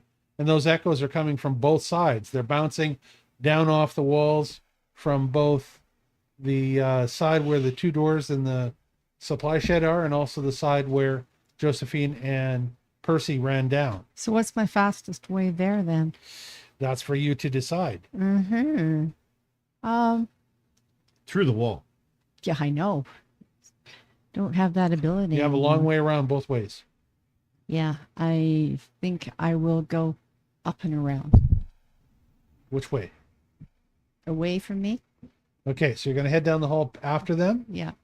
Okay, so you got to go around the table. So that's 5, 10, 15, 20, 25, 30, 35, 40, 45, 50, 55, 60, 65, 70, 75 would put you about there. Put But me you, about- that'll be the end of your actions. If I was a little bit further back, no, that's fine. You can't get around this corner. This corner is 50 is the edge of the corner, so you can't get around it to see anything. So you've got, here's 50, okay? See where you are at 50? Yeah. No, I'm just going to go around a little bit more. I don't want to be in the middle of everything, but I want to be able to see. Like so that? Yeah. Fine. Okay, so you go up there. Next closest person is Thaddeus. I'm running the opposite direction to what everybody else went. 5, 10, 15, 20, 25, 30, 35, I don't know what's 40, happening, you know, 45, 50. 50 takes you to there. You've got one action from there.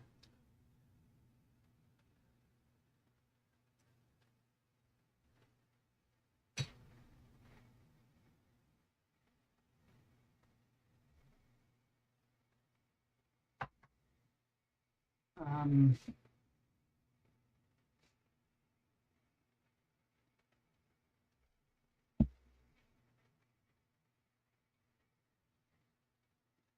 okay, I think I can throw my filling knives from there. Okay, you're going to try and throw your filling knives from there? Yep. I'm going to say the dwarf has half cover, but he's laying down, so he's off guard. Yeah. Because the problem is they've got a little bit of a line of sight problem of half of his body. You can clip the other half, though. I can flip the other half, but I'm also wanting to be very careful of not hitting there. That's right. So roll to hit. Plus 14, 30. Total hits, but it's not going to be a crit because of the half cover.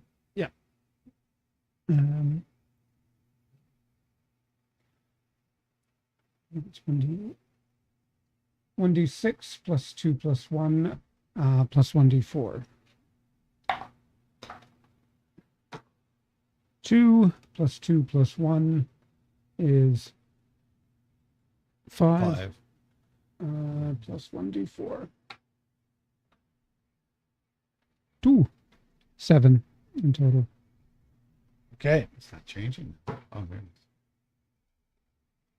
All right. That was throwing both knives. That was one knife. All right. You want to try and throw the other one? Yeah. There's no penalty on your second knife because it's your first attack. 25. I'm going to say 25 misses Okay. because of the cover. Okay. Okay. All right. And then it becomes Raven's turn because he's the one that was furthest away. Okay, Raven's going to run as far as he can, following Percy And for Thaddeus. Thaddeus for 2 actions. 5, 10, 15, 20, 25, I want to get as close 30. as possible. 30, 35, 40, 45. You can get right to him because you were that far Okay, away. well, I don't want to get right to him, but no, that's too close. Yeah, right. I want to be 20 feet away. There. Sure. That's 20 feet. Yeah. Well, I don't 10, want to 15, be blocking off Thaddeus so he doesn't have to move around me.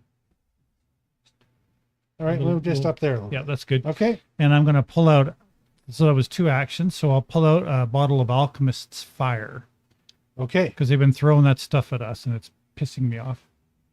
So it's a 20-foot range, and it is a +9 to attack. So I rolled a natural 20. So 29. I'm going to say that with an at 20, it crits him. Yay. So that's good. So that's 1d8 plus 8. So that would be 1d8 plus 1, sorry. And then I double that, correct? So I rolled an 8. So that's 9. And double So that's 8 plus 8 is 16 plus 1 is 17 points of damage. So as the alchemist fire hits him, it begins to burn him. You hear him scream, and then the scream fades away, and he is dead. Wow. Yay. That surprised me. And that's the end of him. Need to put him in a combat just to be able to make him dead ski. All right. There Wow. we go. Those guys were tough. Thank heavens for Bridger's Trap. So I'm curious, team, why he didn't show up as an invisibility. Yeah, that's a good He question. must be a higher level invisibility. Let's show than you we have. exactly why. It's must be a stealth. Have I got thing. the screen behind me? Well, sort we can of. put it on you. I've got it. You see the screen GM. behind me? Yeah. GM screen. He was hiding here.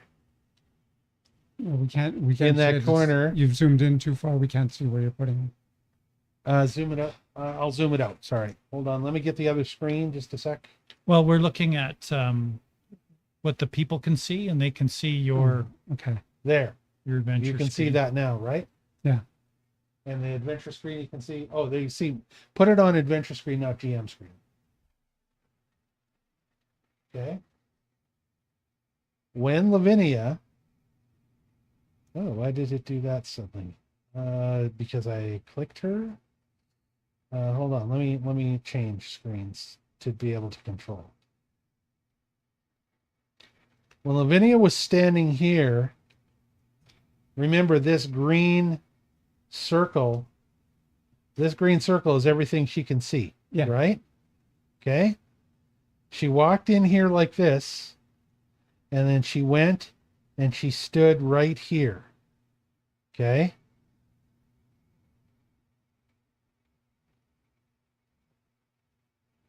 She stood right there. Remember?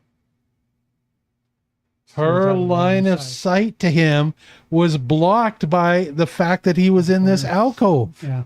She could not see him. If she had taken one step closer down like this, I would have said that she could have caught sight of him. would But I measured Would it she all not? out. Yes, but when he was moving to the trap, when he was moving out, she would have seen him then, wouldn't she? She might have if it had been her turn. But Rob was doing stuff. It was Percy's time to do stuff at that time. Or somebody else was doing. No, you were seeking. Thaddeus was seeking. It was while Thaddeus was seeking, you guys were out of combat, right? Right. I had him start to sneak. And I could say she wasn't looking that direction at that time. She was watching Thaddeus seek because you guys were all looking at the corner with the scroll, right? He would have stealthed. And so he snuck, he come around the corner. He doesn't know Bridger's trap is there. He hits Bridger's trap. It blows his invisibility, but he's wounded, and now he tries to get away. But now it's a chase, right? Something else has happened while all this is going on. Well, I should actually not tell you until you have a look around. Thaddeus and Raven, based on your passive perception that you already have, you notice something very strange. Perjurus's body is not there.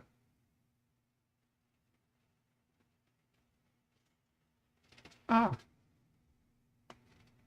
Where he was, there's blood and there's a trail moving away, but Perjurus's body is not there. Somebody hauled it off to feed the beasts. Or is his body invisible? Well, he just died and then disappeared. So I would like to get closer and examine the spot where he was.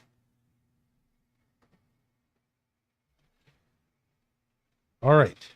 How's your tracking and survival? Really bad.